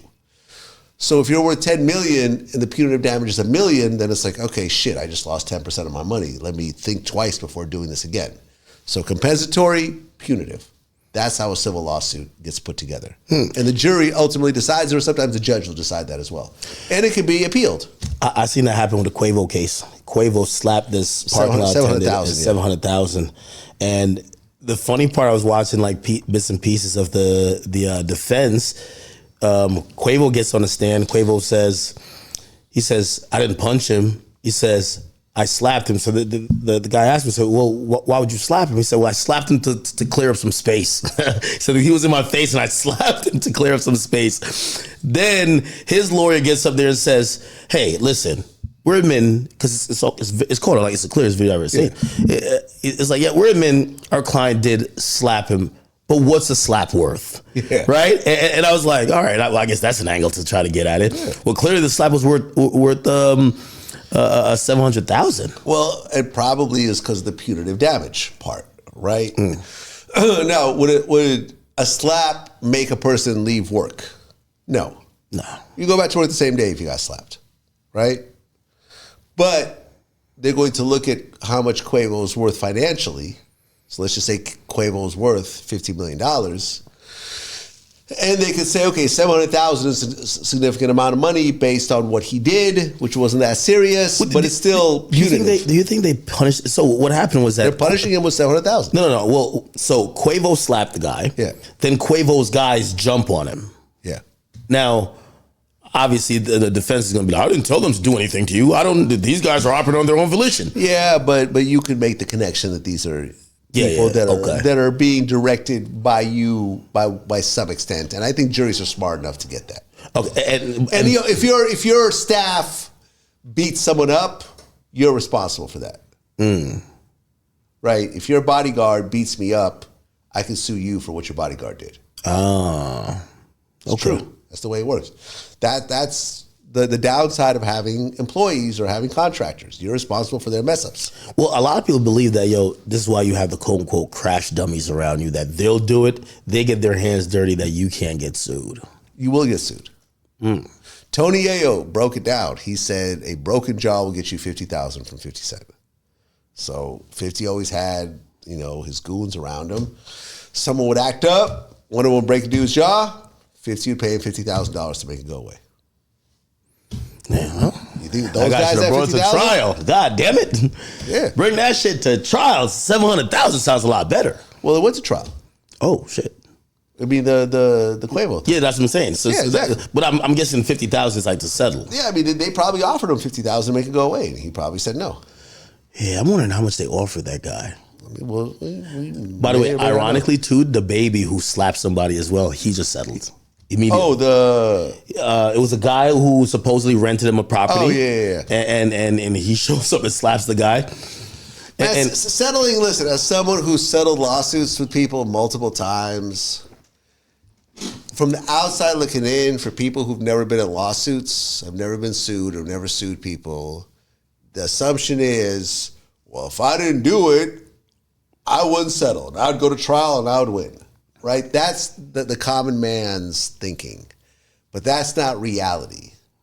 Because the reality is to go to trial will cost you $300,000, $500,000, right? And depending on what the case is like, even if you win, in a lot of cases, you can't sue the person for legal fees. You just lost and you've paid $500,000 to win. So it turns into a equation. I remember we had this one lawsuit, and at first, a lot of times lawsuits go into mediation. And there's a mediator there who's, responsible, who's used to doing these types of things. And I remember the person suing us wanted like $600,000, and it was a bullshit lawsuit. And we were like, we're not paying anywhere near this. And basically the mediator said, and our point was, we didn't do anything wrong. This is a bullshit lawsuit. The mediator said to our face, it doesn't matter who's right or who's wrong. I'm just trying to come up with a number. And we walked out of mediation. And ultimately we settled for $75,000. But it was because we'd already spent $75,000. So it was like, okay, do we spend another $425,000 to go to court? Possibly win, possibly lose. The person who's suing us has no money, so we can't sue them for our money back. Do we just give them $75,000 and make it go away? And I think like at the time, the person who was suing us had lost their job and they wanted to settle because they were struggling financially. This was like during the pandemic or whatever else. And it was like, all right, cool. We saw an opportunity to get out of this. Now, from the outside looking in, it looks like I'm guilty, right? I'm guilty because I settled. But no, I settled because financially it made the most sense. We finally got the number down to something relatively low, and we'd already spent a bunch of money. And this was a way of getting out of it that potentially saved us triple the money. And then everyone walked away. Yeah, I know 50 hit somebody in the face with a mic when he was on stage. I wonder how much she's going to get. She's looking for the bag. She works at a radio station and everything. Come on now. Yeah, but once again, he threw a mic. She managed to get hit by it. Was there an altercation that led before, did he just throw a mic and she just happened to get hit by it? Like judges are not as stupid as people think they are. Juries are not as stupid as people think they are, and some people like a 50 or a Cardi B is willing to prove a point by spending money on legal bills. Yeah, Cardi B, I think, I forgot how much she said she spent for the Tasha K thing. I think she spent like $1 million. Yeah. Yeah. And I don't think she's recovered more than like... Yeah, I don't think she recovered anything. No, she did. She recovered like a couple tens of thousands. Tens of thousands. And then, which is the equivalent of nothing. Yeah, and then I think the woman wants to settle. Yeah. It wants to like, hey, listen, I could pay you this, and we could just like whatever. But she already has a judgment, and I think for Cardi, it's more beneficial to have that judgment to control that person, to make sure you keep them on a leash. Then you give them. You give them a get out of jail card. They give you, I don't know, whatever, and then they'll still fuck with you again. Yeah, exactly. Did you? Yeah, but listen, I'm gonna say this: like, if I just cashed out, if someone bought Vlad TV for $15 million, and I just had millions sitting around doing nothing, I would go and sue people that were like using my content and doing it in a disrespectful manner and stuff like that. I would go out of my way, even if I knew I wouldn't win some of these lawsuits, I would still sue people and fuck with them. And I think that's what 50 does. Yeah, exactly. I would be 50. I just don't have 50 money, so I don't do it. 50 made a point with the Thierry Marie thing, but 50's been on both sides of this. 50 lost the Sleek lawsuit for the Sleek audio. Yeah. He lost the lawsuit to Rick Ross' baby mama. Correct. But then he has some wins as well. He's the guy that's been in court a lot. Yeah, I think he sued his lawyers and won. Like, you know what I'm saying? Like, yeah, listen, 50, I remember he sued Taco Bell. 50? Yeah. I remember I talked to him about this in person, right? Like, this is before Vlad TV. I used to just come by Gino's offices and I was doing mixtapes or whatever else. I mean, him had a cool little relationship. And what happened was Taco Bell had sent out like a press release to a bunch of journalists that said, hey, if 50 Cent renames himself to 25 Cent, to promote our 25 cent tacos, we will donate a whole bunch of money to a charity of his choosing. He looked at it going like, oh, you guys want to use my name to promote your product without paying me. Okay, how much did you guys pay Diddy to do this Taco Bell commercial? Or I think Diddy was doing Burger King commercials or whatever, so he looked at what similar status celebrities were getting to do these commercials, and he sued them for that amount, and they settled. Wow. I think it was like, I don't know, 700,000 or 800,000. It was like a good amount of money, and they settled. And they even announced, yeah, we settled. 50 doesn't have a sense of humor, rah, rah, rah. But I think he had a good point, because it's like they are using his name without paying him to promote a product, and he had proof that people were getting these emails directly from Taco Bell, and he sued. Yeah, he's done a good job of like making an example out of people, man. Yeah. He even said, I think he said, like, I don't know if this is true or not, but he said that he realized as soon as he got on that he was getting sued a lot. So I think he said that he just put a bunch of lawyers on permanent payroll. I don't know if you could actually do that. Yeah, no, you can. Yeah. So I think he just he figured out that he probably just treat like a big company. Exactly. A company has like general accounts and then Yeah, so he just like, okay, let me just dump a couple $100,000 in this, and they're gonna just handle all my shit. Because he realized that being sued is a cost of doing business when you're a celebrity of his stature, and he just accepted it. He didn't cry about it, and he just realized he's gonna get a lot of frivolous lawsuits, and he has people that are just gonna deal with it all day long. Oh, that's fire. Yeah. Did you keep up with the Young Dolph trial? That was the fastest trial I've seen. Like, what was it, like a day and a half, 2 days? That was kind of a bizarre trial. There was the defense. There was no defense. Yeah, there was no defense. After the prosecution presented all their witnesses, the defense said, okay, we can go to the verdict now. It's like, right. Well, okay. Yeah. You know what I mean? Didn't they say that in the trial that Big Juke, which was Yo Gotti's brother, put a $100,000 hit on Dolph? Now, Juke got killed, so they're able to say stuff like that. And I think the guy got only like $800. Yeah, $800. One of the most bizarre trials was, by the way, I think, I'm wondering if, obviously, Dolph's family, not Dolph, Gotti's family won't take this route, but it's very clear that police early on had evidence that Big Jug was, he was the guy who was putting the money up, and they had evidence to charge him with conspiracy of murder. But for whatever reason, they left him out. He didn't get arrested. I personally believe they left him out to potentially see if he would ever incriminate Gotti. Huh. There's no way he should be free. Like, if you hear the case the prosecutor made, it's all hinged on there was remember, the guy who snitched, one of the shooters, they locked him up a month after the death. He was telling 2 months later. Big Jook got killed 2 years later. Yeah. So essentially, I think they left him out there, but was trying to see if they could possibly see if anything else where he was gonna do, but with Gotti, because the guy literally said, "Yo, this is how it went." Big Jook literally said, "Hey, leave our cell phones outside. I came to buy some crack," and he said, "Hey, listen, these CMG guys, these PRE guys are coming to town. I got a price list for every one of them for their deaths."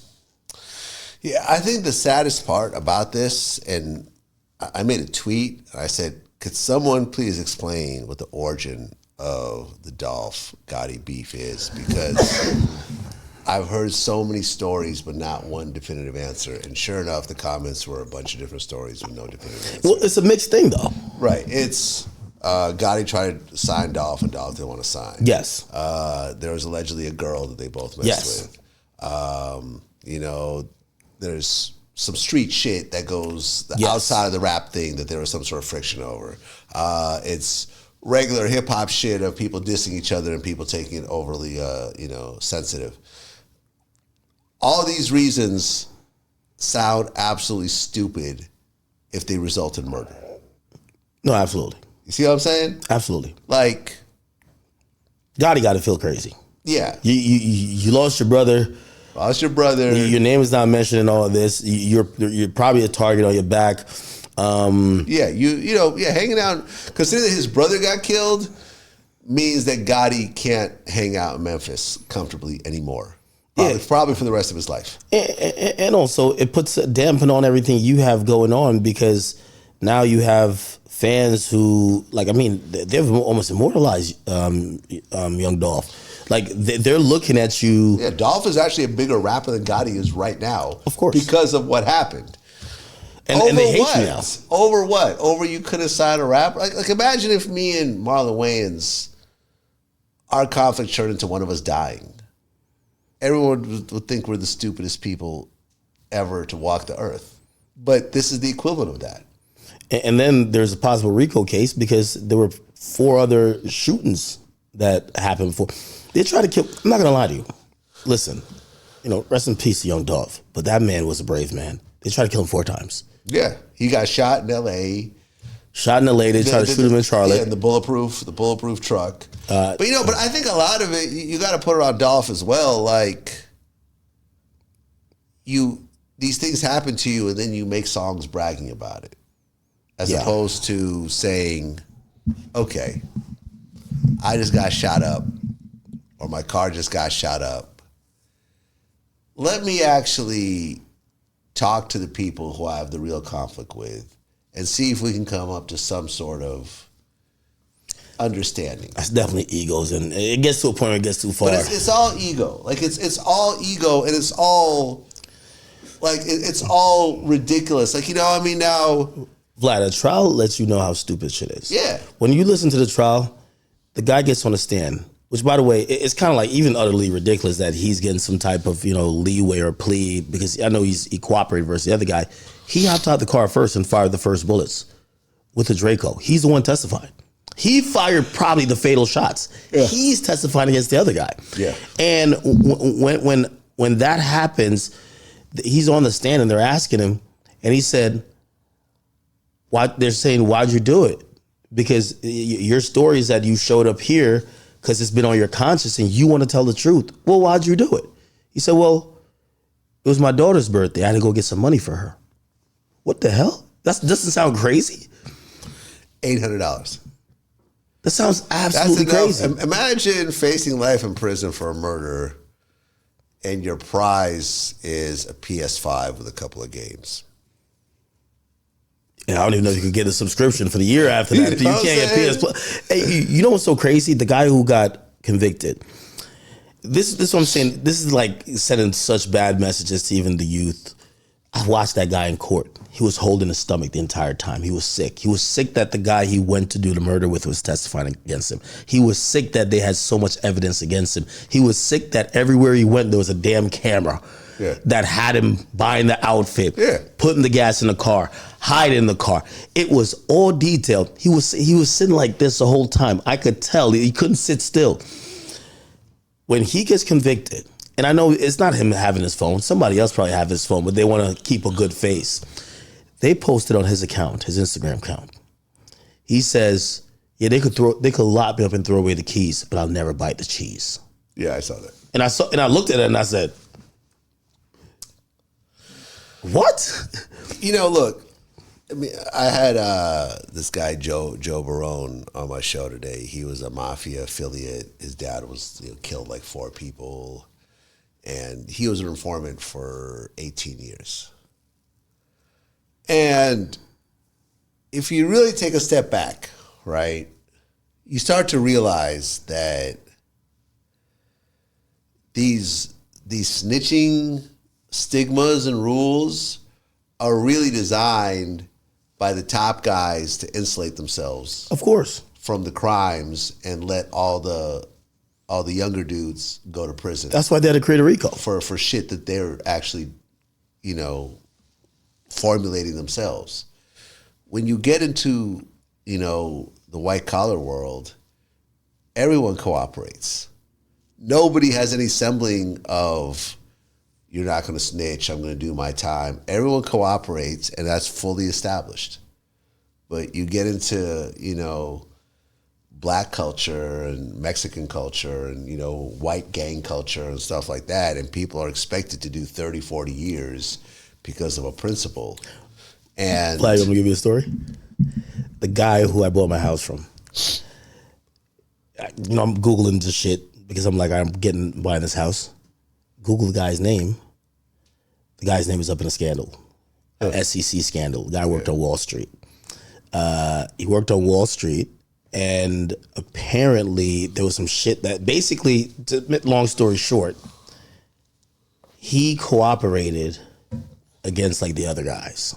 Like when it comes to shit like that, there's no like holding it down. Everyone just tells. Yeah. Everyone just be like, okay, this is what happens. This is what happens. It's not even really called cooperation. It's just like, all right, hey, you're gonna pay this fine, blah blah blah. Right.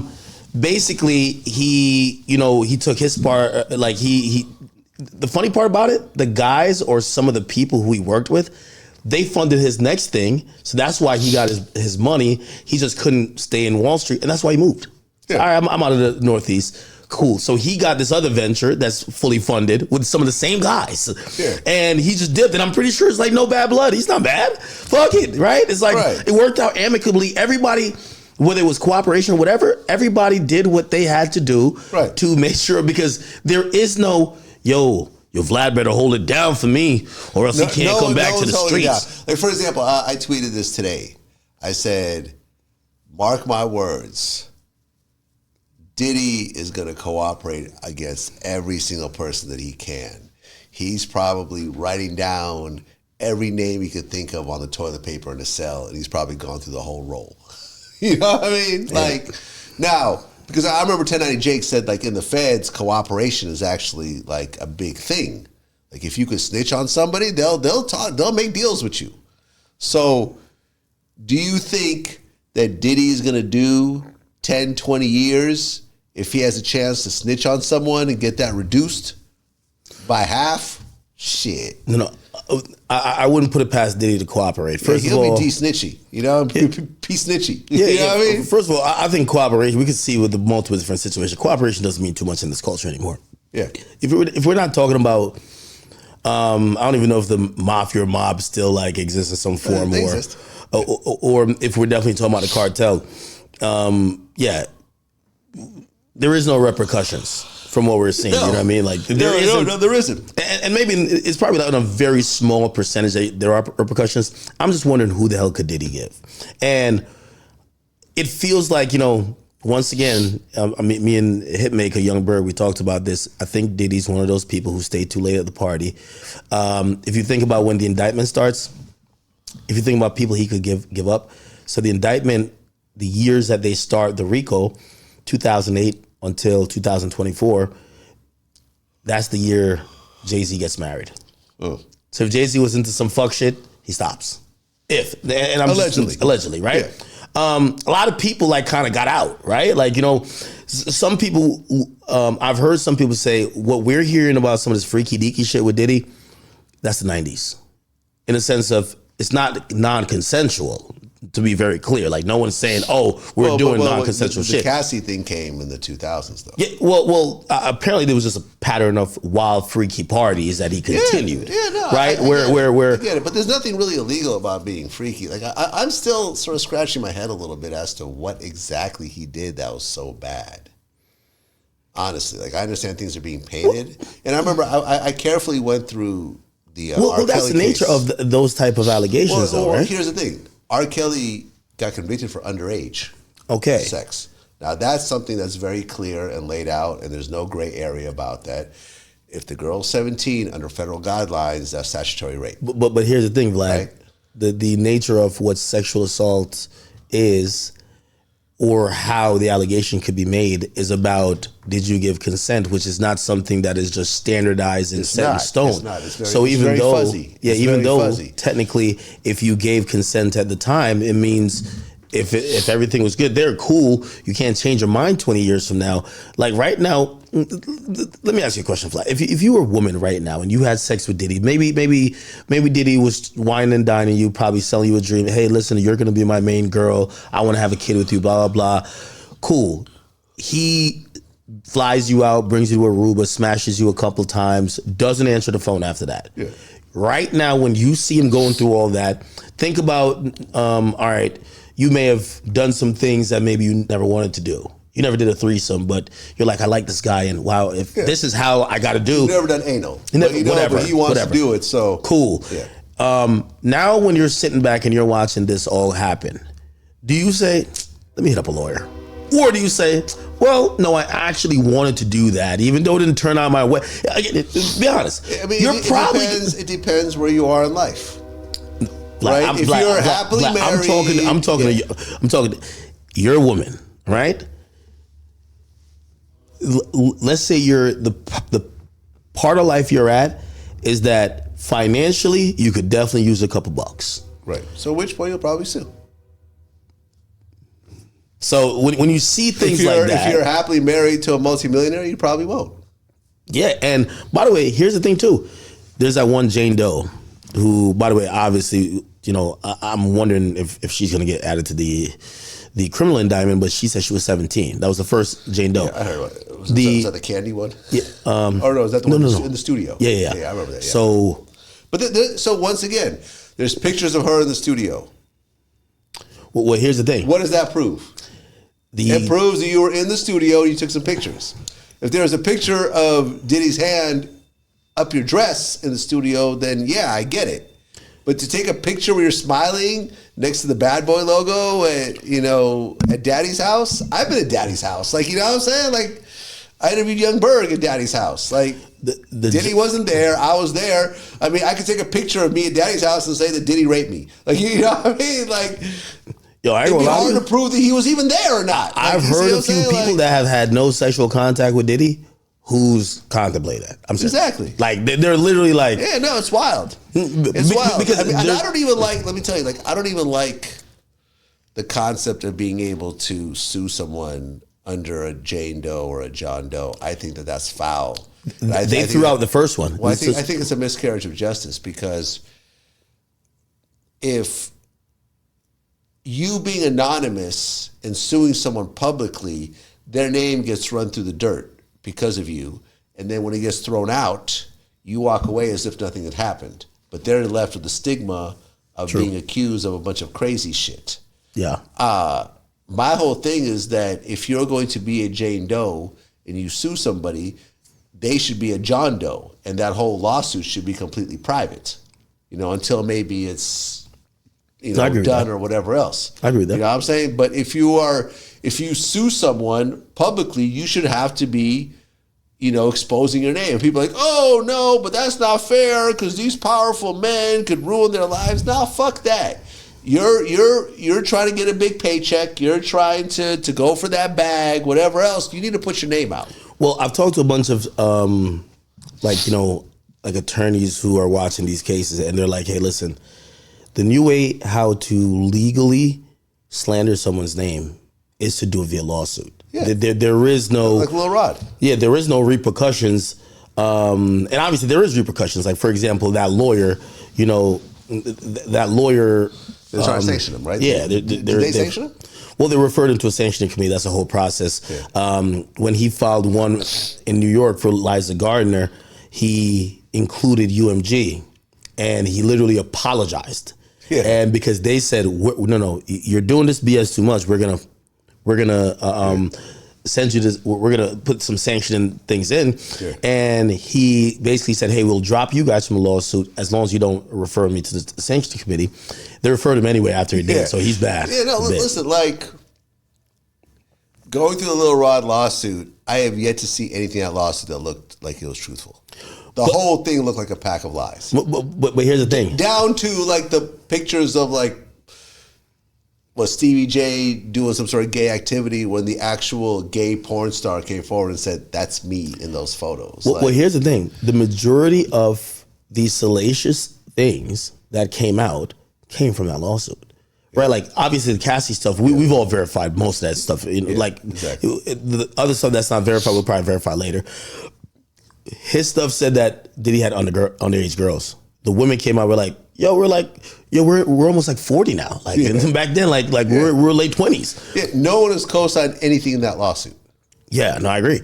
But it's a way where, and in places like New York, there's what's called anti-slap laws, which means if I file a lawsuit saying like pause, like I said, hey, Vlad raped me, and he raped me on March 10th, 2019. Then your lawyer sends in proof to say, March 10th, 2019, this guy was in Jamaica, Vlad was in Russia. It's impossible. Yeah. At that point, I've abused the court system, and I'm now just taking up the resource with frivolous lawsuits. What they then do is you automatically get back, or not get back, you get a reverse judgment in the dismissal of you could reclaim, and that's what 50 Cent did, actually, with Tara Marie. Yeah. You get to get up to your legal fees. Yeah. But it still doesn't deter people because these people don't have any money, right? So it's like, are you going to go chase up? You spent $500,000. You're going to go chase the person down that got $5? Their lawyer did it for pro bono. Yeah, look at Cardi B. Yeah. And Tasha K is still doing Tasha K, still on YouTube every day, doing interviews, doing views. I mentioned this before. Like she made a video lying about me. Who? Tasha K. Oh, what happened with that? I mean, this was right around the time of the Cardi B thing, which kind of, people were putting it on my radar. She made a video saying that she knows for a fact that I interview rappers and then I give the footage to the police before I release it because I hate black people. Really? And I'm like, well, that's just not true.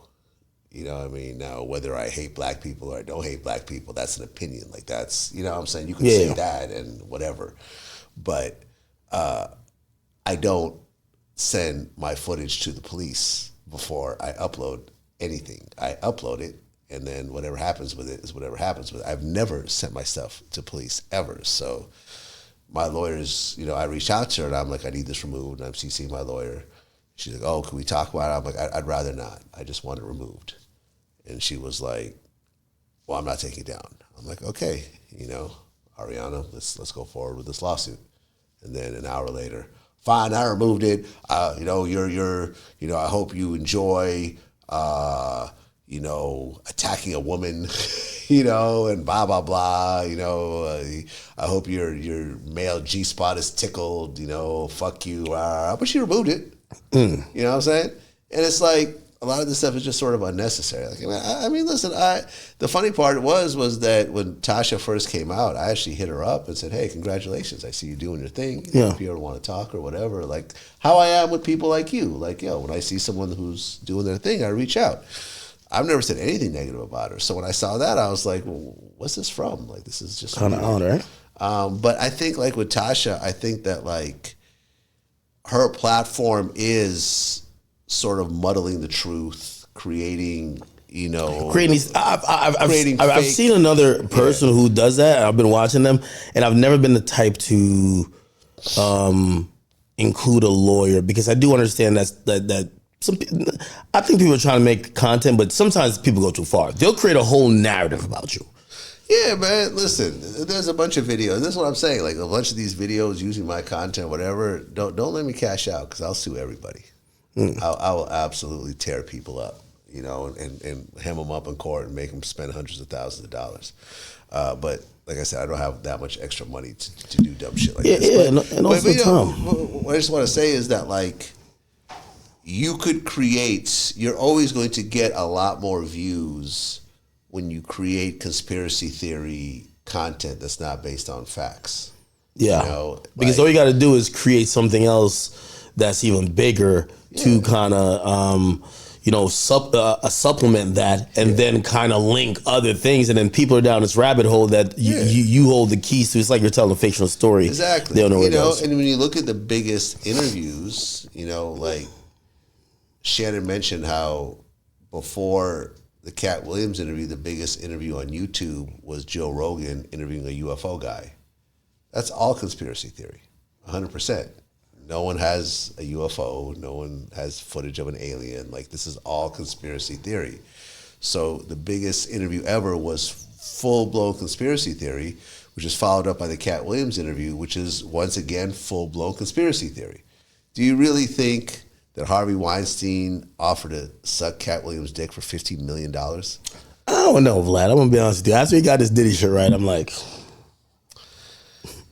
Like Harvey, no. I think that's exaggerated. No one's even. No, I think that's exaggerated. There's never been any proof that Harvey's even gay. All his allegations are based on women. Every single one of them. But suddenly you want to spend $50 million to suck Cat Williams' dick? Like come on, it's silly. It's silly. I don't think it would have been. True. I know it's not true, and a lot of the stuff he was saying was. I don't think it would have been like just that easy, like cut and dry. I think it's there was a deal that was probably worth $50 million. But it probably came with compromise in his integrity, which may have included, I don't know, maybe some sexual stuff. I'm not saying this was paying for sex. I don't know. I can't. Here's the thing. The thing with niggas like Diddy, Harvey Weinstein, Epstein, and I'm sorry, you got to even say R. Kelly's like, even if you hear something wild, you're like, that don't really make sense. Like, that's what I'm reading this current lawsuit. This chick said, they forced me to fly out. This dude used to force me to fly out. Right. He would send black trucks to my house to pick me up, and I had to get in. I had to go on all expense paid trips, and I was like, I had to get on that first class flight. Yes, and they forced me to eat that better food than a distant coach. And a normal brain human would be like, you're capping. Except, bro, I can't even say it. It's like, Diddy, you did too much fuck shit that you removed the benefit of the doubt. Like, we can't give you the benefit of the doubt no more. We have to be like, well, I know it sounds kind of unbelievable, but shit, the rest of the shit sound unbelievable. And when there's some smoke, there might be a little bit of fire. Yeah, I mean, look, it's. I would say 99% of it is bullshit. Like, honestly, I think 99% of it is bullshit, and I think that it's all reactionary based on the court of public opinion. And these guys in the FBI, these DAs, they want to get rehired, they want to get raises, they want to move up in positions. They want to get it reelected. They want to get reelected. They understand that, it looks a whole lot better if you say you're the person who busted Diddy as opposed to you busting some drug dealer no one's ever heard about. Yeah, like this current AUSA, he's on a hot streak. Yeah. Damian Williams. Anytime we see like some of these things happen, I always look, like, for example, what people don't know, like, say Fonnie Willis, right? Like, there was this white DA incumbent or challenger that was saying, hey, listen, we talked about this. Yeah. We're gonna go free Yeah, free Young Thug. We're gonna end the case. It's not gonna happen. Number one, Fonny was has a 92% like hold on that county. A couple people there include my man Michael Seidenberg. He hits me. He covers for WSB TV down there. He says, "Yo, Fonny Willis has no chance of losing. Like she couldn't lose even if she tried." You know what I'm saying? Here's the thing. Also, like, if you have a state case, you could go with a local lawyer, and you might do okay. If you have a federal case, you need someone who's got a law firm. And a lot of times those guys were federal prosecutors to begin with. You see what I'm saying? These big time prosecutors retire and start private practice defending the people they used to prosecute. Of course. Because they're deep in the system and they've done it on the other side, they could charge $5,000 an hour. And then they could also be expert witnesses and be consultants and everything else like that. That goes around. It goes around. Hey, what do you think about Diddy's lawyer? I think he's terrible. Yeah, I mean, saying that Diddy buys like lubricant at Costco, and then Costco saying they don't sell baby oil. How many bottles of baby oil you got in your crib? I don't use baby oil, but you know, a bottle of lotion could easily last me a year. Well, here's the thing too. I've been doing this poll. Is baby oil considered a sex or a freak off item? Like I've never been someone that has ever in any sexual intercourse I've done be like, yo, grab the bottle of baby oil. Specific lubricant. I tried it once, and then I realized that although you were oiling yourself up, like no, the girl. Oh yeah, no, I oiled the girl up, and then you realize that she's just slippery at that point. Although this does look good on camera, you know what I'm saying? Yeah. You realize that it starts to cool down. So now you got this cold, wet, oily person with you, and it's just not all that,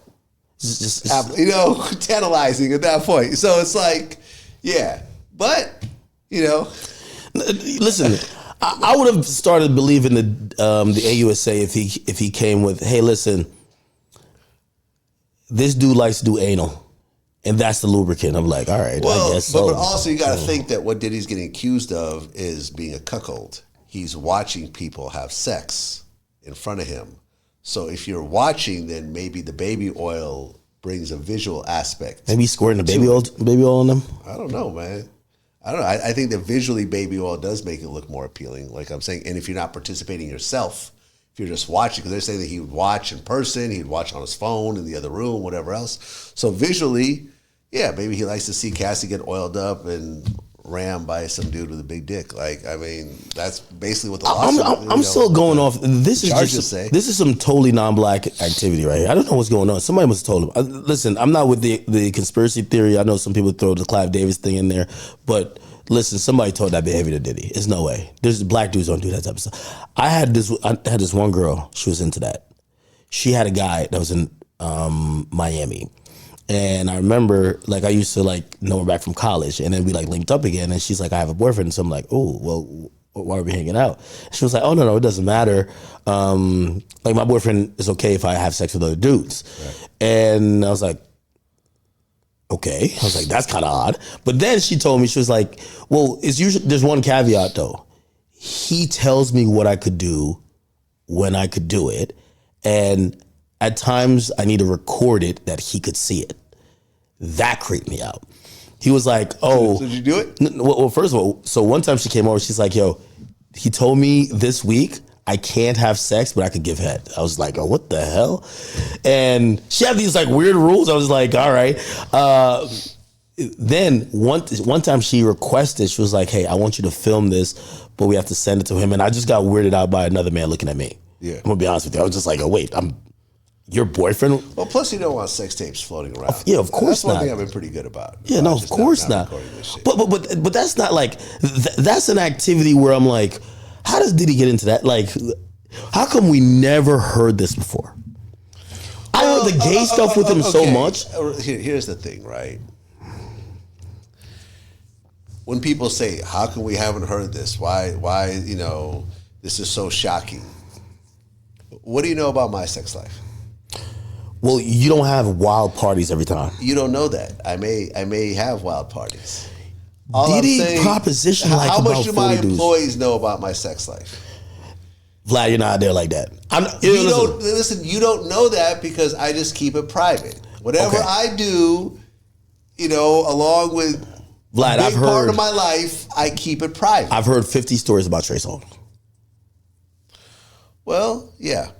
You've heard stories about Trey Songz. Have you? Trey Songz was accused of rape. No, not even through those stories. I'm talking about stories of just women who've been with him that I ended up may have run into, or we're just even having conversations, and they're like, women love bragging about the celebrities they've slept with, and they usually like talking about the ones that they find attractive or the ones they feel are in high demand.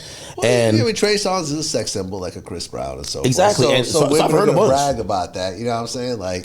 I think that women are probably less likely to brag about having sex with Vlad or Akademiks than a Trey Songz, and that's just how life works. It's okay. I don't mind. Yeah, but what I'm saying about the Diddy thing, I always heard, I remember my first day at Everyday Struggle, and I feel like it was an introduction to the industry, and a few guests came up, and I remember talking to all of them. And while I'm telling them, I'm like, yo, I don't know anyone. I literally I know Charlemagne, now Joe Budden. I haven't met none of these people. I've never met really a rapper. But I never met a rapper. None of that. And essentially what they told me, they were giving me this is how the industry is. And every time when they were giving me the game, anytime it came to, there are these wild parties, they would always mention Diddy. But then they will give me a disclaimer. They'll be like, I'm going to be honest with you. That guy Diddy, he's gay as shit. He's going to try to fuck you. And I'm like, what? And then they would tell me stories of him trying to fuck guys. And so that was the thing. So I'm going to be honest with you. Even now, covering this case, I'm like, when are we going to get to the point that Diddy stuck his dick in some booty hole? Because I'm going to be honest with you. That's been the biggest rumor. There is the Fat Jew story. Yeah, but it's not do you think those guys are just shamed? Yeah, I've heard that before. Yeah, Fat Jew said he walked into a party, and they went to the back room, and Diddy was spooning Felix the House Cat. Yeah, but he wasn't fucking him. I mean, obviously spooning. Who knows? There's one picture, it looked like he was spooning French. I didn't see that picture. You seen that picture, man? I mean, there was a video where French had his shirt off, but I think they were on a... No, they were taking a picture, and Diddy's right behind him. But French's my guy. I don't think French is on that. No, I don't think so either.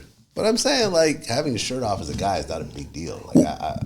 I never wear a shirt at home. You know what I'm saying? Vlad, I think we should go half on Meek Mill's challenge. Meek Mill wants to offer $100,000. I'm serious, $100,000 to figure out why his name keep getting brought up in the Diddy files. Well, I think he's so defensive about it. No, my thing is why he doesn't just be very clear on what happened. You know, I have a theory. My theory is this: someone like Meek Mill, I don't think for a second Meek Mill is gay. Yeah. Actually, I don't think he's gay. Do I think that, just was Terry Crews gay? I don't think he might have been propositioned or been in weird positions, but I don't think Meek Mill's gay. Being propositioned doesn't make you gay. Okay. I've had guys hit on me. That doesn't make me gay. No, well, imagine someone of power and whatever. Anyway, here's the point. If a powerful person hit on me, I would turn him down. I would not question my sexuality afterwards. Well, here's the thing. I believe that people like Meek Mill haven't spoken very strongly, even about his own association with Diddy or whatever, because in this industry, these guys get a bunch of girls, and we're not talking about no gay stuff. We're talking about, 2 guys, 3 girls, 2 guys, 4 girls, and they get in sexual situations. And it feels like he might have been in I don't know, maybe it was an orgy or whatever, right? Maybe nothing gay. But, if I was Meek, the first thing I would say, I've never been in any sexual situation with Diddy, around Diddy. I've never seen Diddy have sex. I'll be so clear. It'd be okay, where did this random thing come from then? Yeah, I mean, listen, people accuse me of being gay. It's okay. I mean, I find it funny because I'm not gay. I've never done anything gay. I mean, have I, in Brazil, I've had threesomes where me and my friend fuck the same girl, on either side. You know what I mean? I've done that. I've talked about this before. But, doing that really kind of reinforced that I'm only into women because I would prefer that the guy not be there. You know what I'm saying? It was I would have to block the person out and try to concentrate on the girl, and it was somewhat distracting.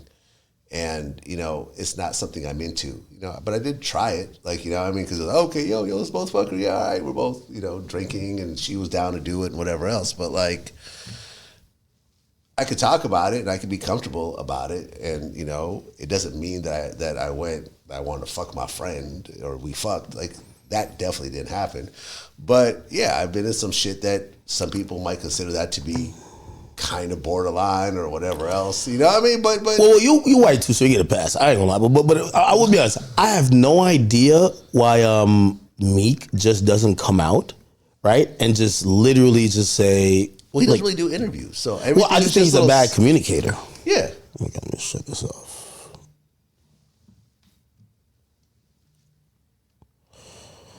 I think he's just a bad communicator.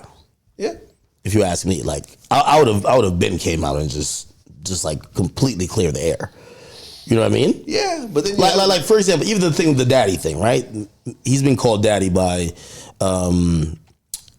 Diddy, and in reality, there are people who speak like that in a context that's not gay. Yeah, and rather than explain that, he acts oblivious, like he doesn't know why people who might lack that understanding have derived that to mean that's a gay term of endearment that you and your lover are having. You know what I mean? I don't like when women call me daddy. I think that's some weird incest shit, honestly. I've always thought. But if a Spanish chick call you papi, like you got to at least. I didn't think about it that way. Yeah, papi. I've never referred to my father as Poppy, so to me it's just sort of a foreign term. So that, but I've probably referred to my dad as Daddy before when I was younger. So you know what I'm saying? I think that probably hits a little too close to home. But yeah, I guess Poppy probably wouldn't bother me. But I guess that's kind of the same thing. But like for example, like with Meek Mill, like, let's just say that I showed up to this interview and me and you were wearing the same outfit. Oh, we gotta change life. I would say, yo, we can't be on camera together like this. Yeah, no. Like I gotta, one of us gotta take our hoodie off or change a shirt or something because we can't be twinning, But Meek felt very comfortable wearing the same outfit as Diddy and taking photos. It sounds like you kind of saying like something don't seem right. Like you're not saying like it's gay. You're just saying it's a little sus. I'm just saying what I think happened is that I think people get starstruck around Diddy. And I think with someone like a Meek who's much younger than Diddy and came up admiring him and looking up to him and so forth, and now you're actually in his presence and so forth, and you're just sort of going along with. So Diddy had him like wide open type shit. Pause. I mean, I don't say he had him wide open, but I just think he was had him a little moist. He was going along with what Diddy was, the car that Diddy was driving. Just in the same way that if you look at the Nori interview with 50 Cent, Diddy was like, 50 was like, Diddy offered to take me shopping. And he was like, what in the absolute fuck? You know what I'm saying? What, like I'm a bad bitch? You gonna take me shopping? But like, that's because 50 Cent was 50 Cent, right? But if you take an up-and-coming rapper, I think he took YK Osiris shopping. You take now YK Osiris, who's still coming up, he's still getting his money together, and this mega mogul is like, hey, I'm about to go shopping. Come with me. I'll take you shopping too. I think most people would be like, all right, that's cool. I'm not mad at someone buying me a bunch of Gucci and Louis and stuff like that, a bunch of stuff that I could barely afford myself or can't afford or whatever. Like most people, like how many stories do you hear of these athletes who have these entourages and they go out and they buy all their homies clothes when they go shopping? That's like a normal thing. Yeah. Right? Mm-hmm. And everyone is okay with having clothes bought by another man. But when it's Diddy, it's like, oh, no, you can't take me shopping. This is gay. This is weird. This is whatever. But it's really kind of the same thing that, these entourages have been getting treated to for decades. I think if Diddy was white, we wouldn't question his sexuality. We would just say it's a friendly dude. Likes to party. If Diddy was look white, at Michael Rubin. If Diddy was white, Michael Rubin's grinding on dudes' butts. Nobody's calling him gay. We just call him white. That was a little weird. But I mean, if a white man is jacking off while someone is fucking their girlfriend, I think you would question that person. Just like, Adam got a lot of grief over having a threesome with, his wife and That's a train. the other dude. That's a train. Well, but also he let that dude Jason Love fuck his wife. Like, I think Adam just loved money a little bit more than us, man. He loved money a little bit more than us, dog. I don't think it's that. I think with Adam, I think once you get into the porn world and he's fully in the porn world, he's basically a porn star who does interviews. Listen, I think that the stigmas and the taboos are so different in that world. I disagree, though, because if that's what you did and that's because of how you perceive it as not that big of a deal, every time I've talked to him about it since, he doesn't want to talk about it no more. Like, I could tell. Really? I'm not saying this is I interviewed about him. He talked about it. We've talked about it before. But when I'm saying when I throw it in there, it's like there's a little bit of shame there. Like, I could tell. Okay, look. Like, he's made a joke out of it, but there's some shit. Let me illustrate my point. Right? You watch porn, right? Mm-hmm.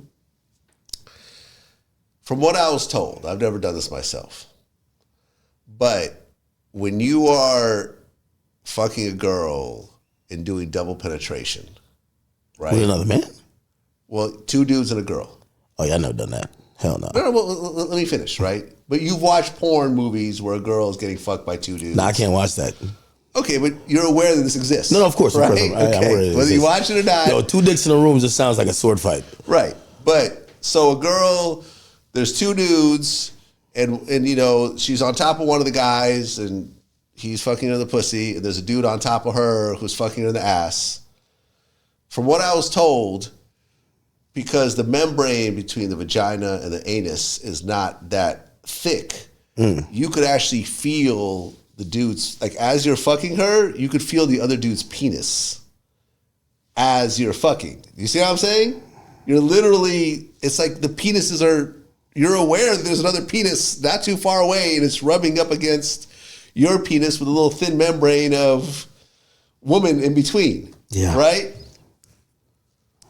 Now, most male porn stars who are working and are getting booked to do shoots are usually required to do this every so often. But it's not considered gay. It's just part of the job. I would never do that shit. That seems crazy to me. Yeah, that's way different than letting somebody fuck your wife, though. Jason Love himself said he wouldn't let another man smash his girl. Like, come on. Listen, Vlad, let's talk about it. Freddie Gibbs' girl, Fit Mommy. I remember I saw this one video that actually Adam 22 put out. Shout out to Adam for that. Yeah. And she's basically giving two dudes head. And like at one point, both the dicks are in her mouth, and she's like rubbing the dicks together and stuff like that. And I'm just like, I'm looking at this going like, yeah, it can't be me. Like I wouldn't do no shit. Like I don't care how bad this bitch is. And I've had threesomes, like I'm saying, but I wouldn't do no shit like that. You getting head and I'm hitting it from the back. That's where my freakiness stops. And even that is something I didn't enjoy. But what I'm saying is, these dudes do this type of shit where to a lot of people, this is some real gay shit. Having dicks rubbed together, and like that to me is like super gay. But these are straight porn stars who do. All I'm saying is this: if Adam was so unfazed by it, he would be letting dudes fuck his girl all the time. He did it for the bag. He did it twice. Yeah. The novelty of it is done. One time without you, one time with you and someone else. Every time after this is basically boring, right? Well, no, and he's not letting her do it again. I think the thing with Adam. Actually, another dude fuck her too. Like no. It was Lil D. It was Lil D. Pause. D, right. Pause. Right. I think with Adam, the problem that he's going to have is that if he wants to create more energy around this part of his business, he's going to have to start fucking trans, or have trans fuck his girl, or you know what I'm saying, or do have Sydney Starr involved, or like it has to be like, okay, we've done this already. I've let a dude fuck my wife. Okay, check. Okay, I let a dude fuck my wife while I'm fucking her too. Check. There's you have to jump to something more serious to get attention and to have it go viral or whatever else in that world, and you've run out of options at this point. You see what I'm saying? So and he said he wouldn't do that. So I guess at that point, he also said he wouldn't let people fuck his wife. I just think that when I bring it up now, I think he's also tired of defending it too. Like I think it's one of those things. Great check, but he definitely did it for her because obviously he smashed so many other girls. Yeah. But not something he would sometimes fuck him without her being there. Yeah, but I don't think it's something that he's like yearning for other people fuck his wife. I might be wrong there. Anyway, speaking of which, but. Well, let me say this. When I brought up the threesome with Lil D and his wife, he said, yeah, I enjoyed it. That was a good day. I said, really? That's cope. No, listen. He said, if you watch the video, he's like, I'm hard and I came. Can't fake that. Clearly I enjoyed it. Boy off a honey pack of rhino. Otherwise, he would have just been limp and it wouldn't have happened. You know what I'm saying? It is what it is. He came and he was hard and he enjoyed it somewhat. So you could say, oh, he's ashamed or whatever else, but that's not what the impression he gave me when I interviewed him about it. Well, big up at him if he likes doing it. Hey man, listen, everyone's different. Like I used to interview porn stars for a while. At one point I felt like with my brand, that's something I should move away from. And it took someone like Adam to really embrace that. And I felt like he does a better job anyways, because he's really part of that community. I'm an outsider. So yeah. Hey, speaking about people's wives getting fucked, what do you think about Offset and Cardi B? Cardi B supposedly fucked some guy when she was 8 months pregnant. She said it's time to. She says when a Libra starts Libraing, that's what happens. I mean, I think it's sad that all this is happening right after a baby was born.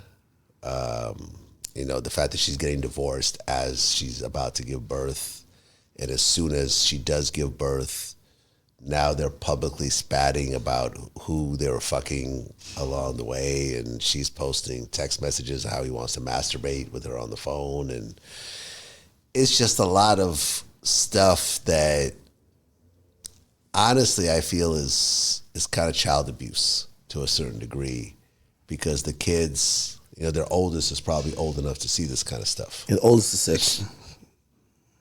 That young? Yeah. Well, okay, so probably a little bit too young, but they're going to quickly get to an age where they'll be able to access all this stuff and see all this online. And I just think that people are torn on this. It's unnecessary. It's honestly bad parenting, from my point of view, and people are going to get on me about this, but that's fine. I think that when you're a parent, you should take a step back and think about how it's going to affect the kids, as opposed to what's going through your mind right now emotionally. I think both of them needs to be quiet and raise their children and try to keep their problems to themselves if they actually love their kids, And I think a lot of times what happens with couples is they'll hate each other more than they love their kids. And that's the sad part to me. Mm. Yeah, no. Yes, well, it was the day before yesterday that it all went down. It was kind of surprising watching like the back and forth. People were torn by it. People were like, well, the worst part about it is that she had sex while pregnant, and some people were like, if it's true. No, she admitted it. Did she though, or she just what? She said I started talking to dudes June 24th. And then when he commented, hey, you fucked while my baby was in the belly, she posted on Twitter and did. Like, I mean, that's like a term that. Well, yeah. That's like when he say period. Yeah, but you don't know. You don't know how much of that is just internet back and forth. You know what I'm saying? She may not have fucked anybody, or she may have had a boyfriend this whole time, and yeah, I fucked him while pregnant, but I was fucking him before I was pregnant too. Like, you see what I'm saying? Like, you don't really know the specifics. Do you think that's foul if she did? I think that once you start bringing personal relationships onto the internet and you start accusing people publicly and it turns into a public bashing, all the rules are out the table. Like, you know what I'm saying? Like, you know, like me and Marlon Wayans, like he said some out of pocket shit about me and I said some out of pocket shit about him. Like if we were both like mature, none of this would have happened, you know? But I was an asshole and I said a bunch of shit. And then he got mad and he turned into an asshole and said a bunch of shit. And that's what happens. And everyone wants to, you know, get the crowd behind them and whatever else. And it turns into lies and half-truths and things, you know, to make the other person look bad. And, you know, and sometimes you get fake text messages, fake voicemails. Like, you know what I mean? You know, people pop out claiming certain things. And, you know, and I've been a victim, you know, like I talked about earlier, like Johnny Blaze was mad at me and put up some stuff which ended up not being true. And she ultimately, you know, she was mad at me that I put up a Drake, you know, flashback about her, you know, when her and Drake were in a good place. She put up, you know, a few things which were not true. There's a picture that wasn't me, and there's a text message that also wasn't me. And, you know, me and her communicated at one point, and, you know, she posted up saying, okay, you know, I don't know if any of this stuff is true. I randomly got it in an email. There was no, you know what I'm saying, I can't, you know, and like I said, there was a guy with earrings in the picture. Like, that's not me. I've never had earrings. You can look at my ears. I don't have scars at all. Yeah. You can literally look at every picture I've ever taken since I was a kid, and you'll never see earrings on me. But there was a picture posted of me. It was a guy with his head, like, it was a funny picture because, like, it was a white dude with his legs, like, over his head. Oh, word. In some weird compromising position. Jeez. And they're trying to say that was me. And I'm like, well, the skin tone is right. The hair looks somewhat similar, but this really is not me. And the face is all fuzzed out. So, you know, you can't tell. So it was like, yo, you get a bunch of weird shit that happens and it all comes with it. But I kind of feel like, yo, if you really love your kids, you wouldn't do shit like this. Yeah. You just wouldn't do shit like this. And if the other person starts, you hit the person up privately and say, listen, like, I'm not going to engage in this. Can you please take that down and can you please stop? We could argue in private. We shouldn't be doing this publicly. You know, I know that the media eats it up and whatever else, and maybe this is promo for Cardi's new album or Offset's new project, but I'm not a fan of any of this stuff. I predicted that they're going to be back together by Christmas. Yeah, they might be. Yo, he said, listen, I got you pregnant, I won. He ain't going nowhere. They have 3 kids. They got 3 kids. It's Cardi B. If this was some bum-ass chick, I could see Offset say, you know, let me go start over with another woman. Because usually the guy, since they're not as, you know, probably the kids aren't going to be with them primarily, it's easier to just go start over with another one. But it's Cardi B. Like, you're with one of the biggest rappers in the world. She has 3 of your kids. What are you gonna do? You know what I mean? So I think they're gonna work it out. I've predicted by Christmas we're gonna see a Christmas picture, and by next year they're gonna probably like renew vows or something like that. Well, yeah, I mean, but they've gone through this before. Yeah, they've gone through the breakup. She's filed for divorce before. Yeah, and they canceled it. Yeah, exactly. I mean, I honestly like them as a couple. I think they seem kind of compatible with each other, honestly. And I've never heard of Cardi fucking anybody else. You know, you hear stories of Offset messing with like Krishan Rock, but they're separated during that time, you know, from what Wack 100 said. Yeah, man, I'm not a fan because the kid's involved. You know, if it was just the 2 of them, have at it. They'll work it out. Hey, did you hear the story? So there's a guy, he does like YouTube videos. His name is Brandon Buckingham. He's been going to like people's hoods, you know, kind of showing these guys in their natural environment.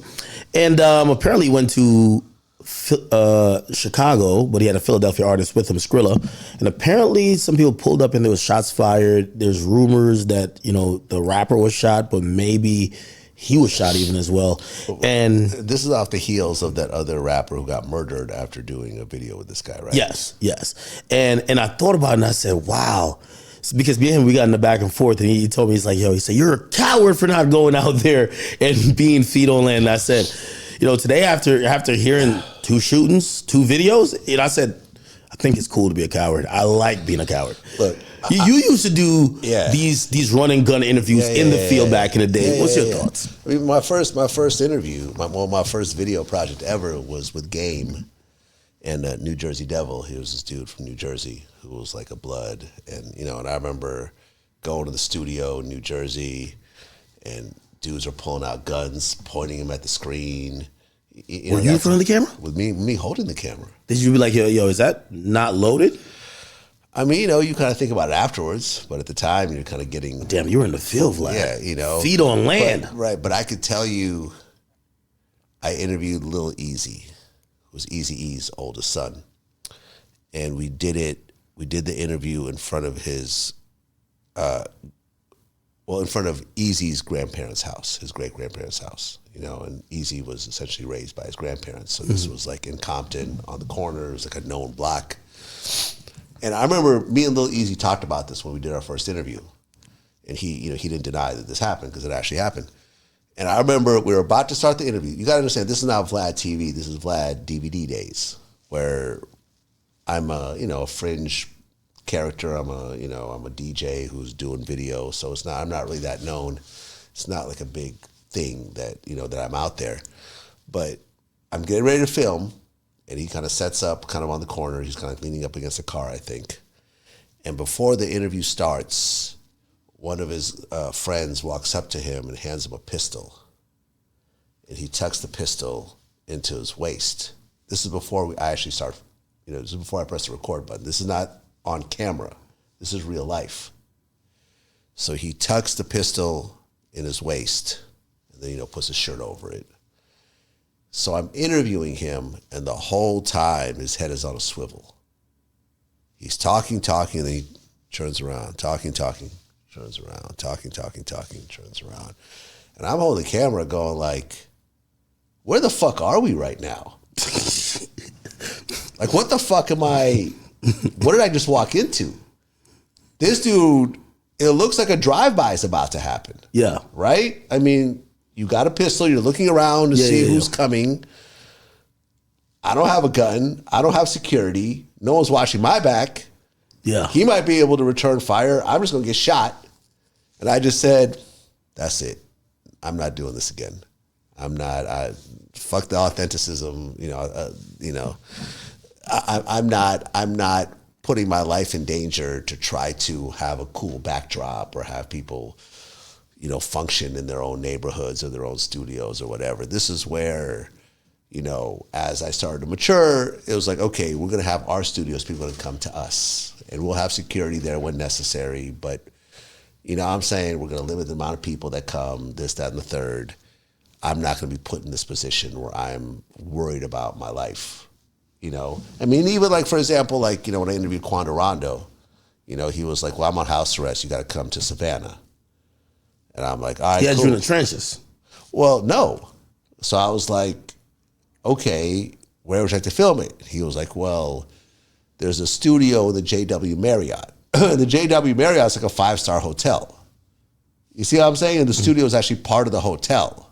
Mm-hmm. And I'm like, okay, well, this is fine. You know what I'm saying? No one's going to have a shootout in the middle of a fucking JW Marriott. I mean, at least I would hope not. But, I didn't even bring security to that because I felt like, okay, this is a professional environment. I'd interviewed him before. We have a rapport of some sort. He knows I'm not there on some bullshit.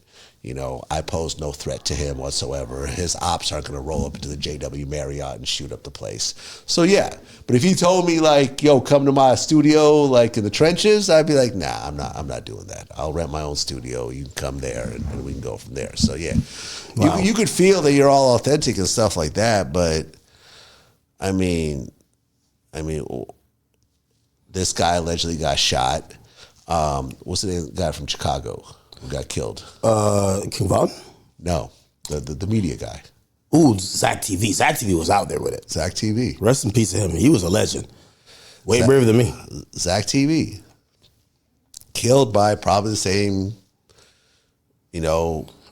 some of the same guys that he probably interviewed. Vlad, here's the thing. What people don't realize is that when you're in that type of thing, they're watching. They're like, okay, cool. He's coming to do an interview with us today. He's going to do an interview with them. fuck the interviews. We want them dead. Yeah. When he's basically a walking tracker. Yeah. So cool, we hang out with him or whatever, but we know he's going over there. He's going to make sure, so if he's going over there, we know who's going to be there. Yeah. And we could kind of almost like, so again, I do think it poses a lot of threat. But, again. Yeah. I mean, look, the Tariq Nasheed situation, right? Like, me and Tariq are cool now, right? He just did an interview with me recently. But when you look at where our problems arose, was I interviewed him, right? Interview went great. Smart guy, had a lot to say. Bunch of people in my comments like, oh, you should do Tommy Sotomayor. I said, okay. I had no idea the two of them had any sort of beef, right? And I remember when me and Tariq talked about that, I said, watch my interview. I'm going to release the Tommy interview. I want you to watch it, and you will see that I don't even bring your name up. And when he brings your name up, I pretty much just change the subject. But from his point of view, he told me that, and I saw them saying in the interview, that's why the whole thing, like, okay, now I understand what actually happened.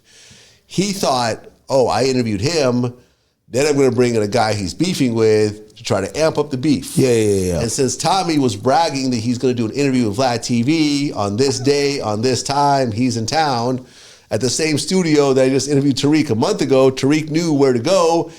He pulls up. This was before we were locking doors and having security and stuff like that because it was a rented studio. He literally storms into the studio, confronts Tommy live during the fucking shooting, during the video shoot. And I'm looking at this going like, what the fuck? Like, I have no idea. Now, luckily, Tariq is not a gangster. Tommy's not a gangster. So it was just a bunch of rah, getting each other's faces. Content almost. No one really touched each other. There's no pushing. No one got punched. No one got slapped. No fighting. There was no fight. Tariq brought this little award called the Coon Train Award. It was trying to give it to him. Awards, whatever else. It was meant to be whatever. It annoyed me, but then, I was like, me and him talked, and I was like, look, bro, like, I honestly was, if you look at what happened and you could see the tape, what you thought I was doing is not what I did. And my thing is, like, if you had a problem with him, you could have waited for him in the parking lot. You didn't have to storm in the middle of the interview. But like, had that been someone different, so instead of Tariq and Tommy, it was, I don't know, King Von and FBG Duck. Oh yeah, that would have been a shootout. Could have been a shootout in the middle of the fucking Homicides. studio. And we could have been the witnesses that they had to get rid of. Hey, with certain people that came in this building, I've made it where when Fulio came in here, I think I talked to everyone, no filming, no posting, actually same day. Yeah. Like, it was just, like, I was so much in fear for him. He was pretty chill. Yeah. But, again, I treat this place as you coming in and you leaving. I would, if somebody gets hurt, God forbid, you know what they're going to say? You'll get sued. Well, not even only get sued, they're going to be like, yo, Axe set me up. Well, yeah. And especially, how street dudes think. No, listen, this is what annoyed me about, because you know what, Tommy, as soon as Tariq stormed in, what did Tommy say? You set me up.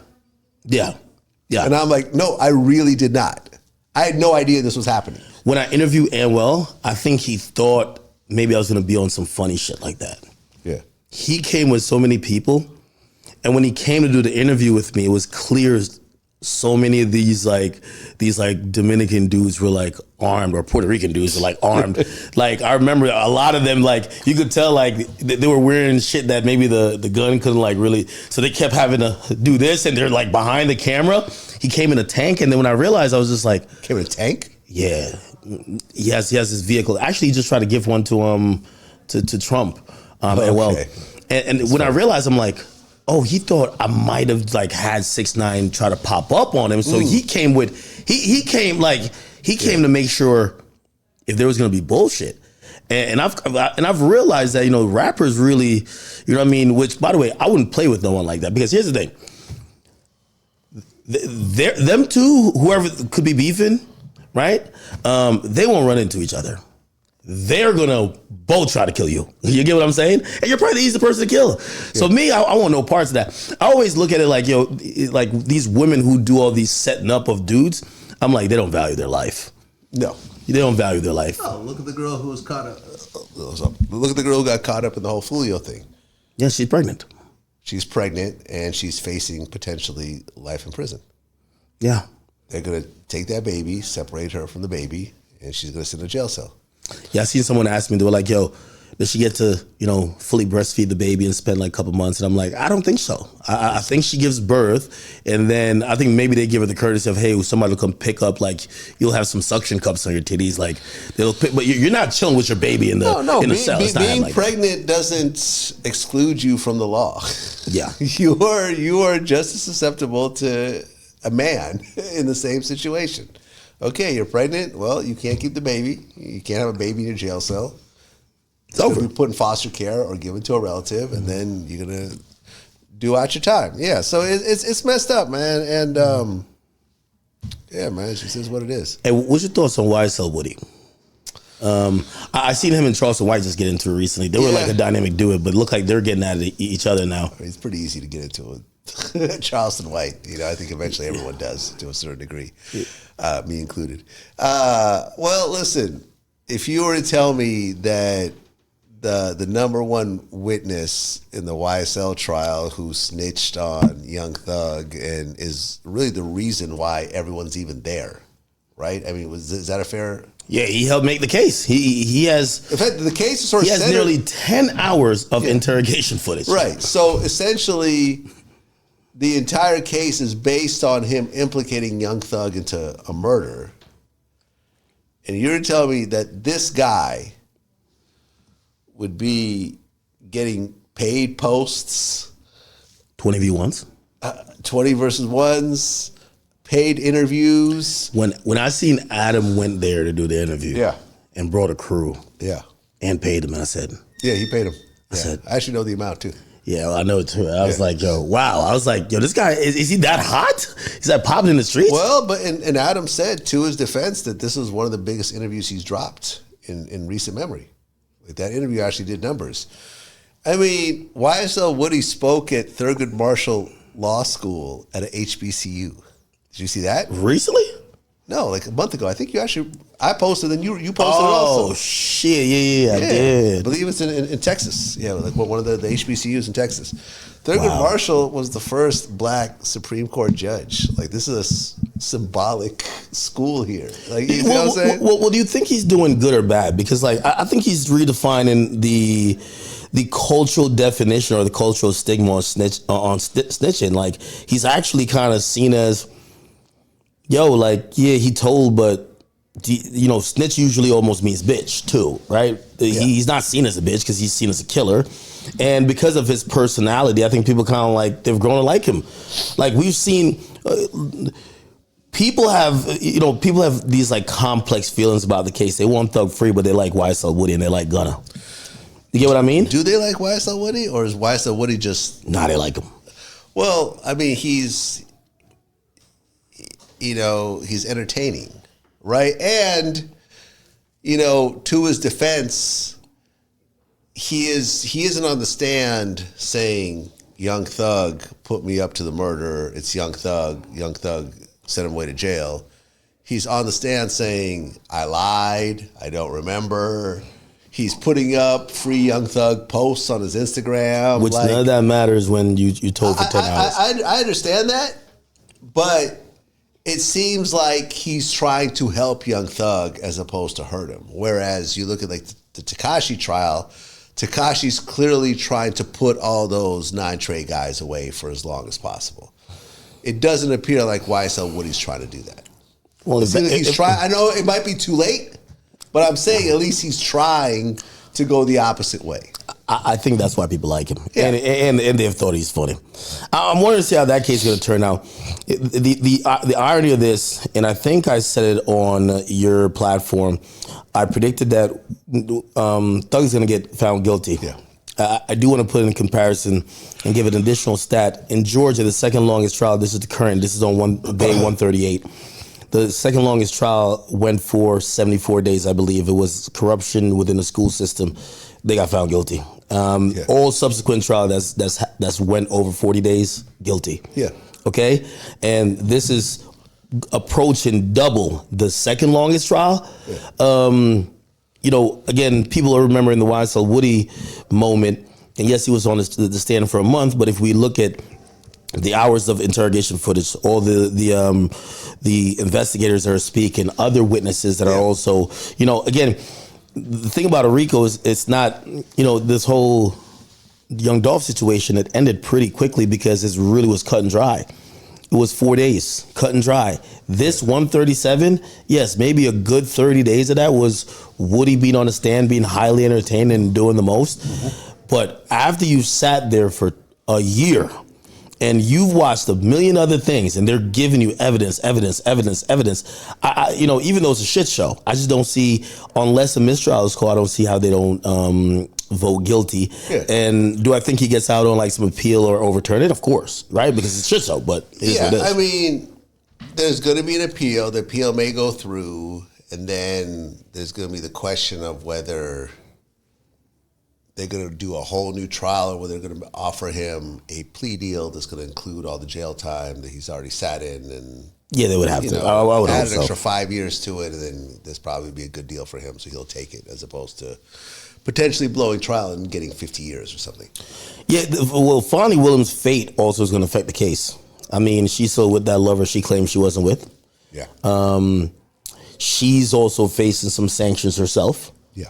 And we've seen now, like, I don't know what's happening now in America, but man, Eric Adams got charged. Woo! Didn't see that one coming. I mean, I kind of seen it coming.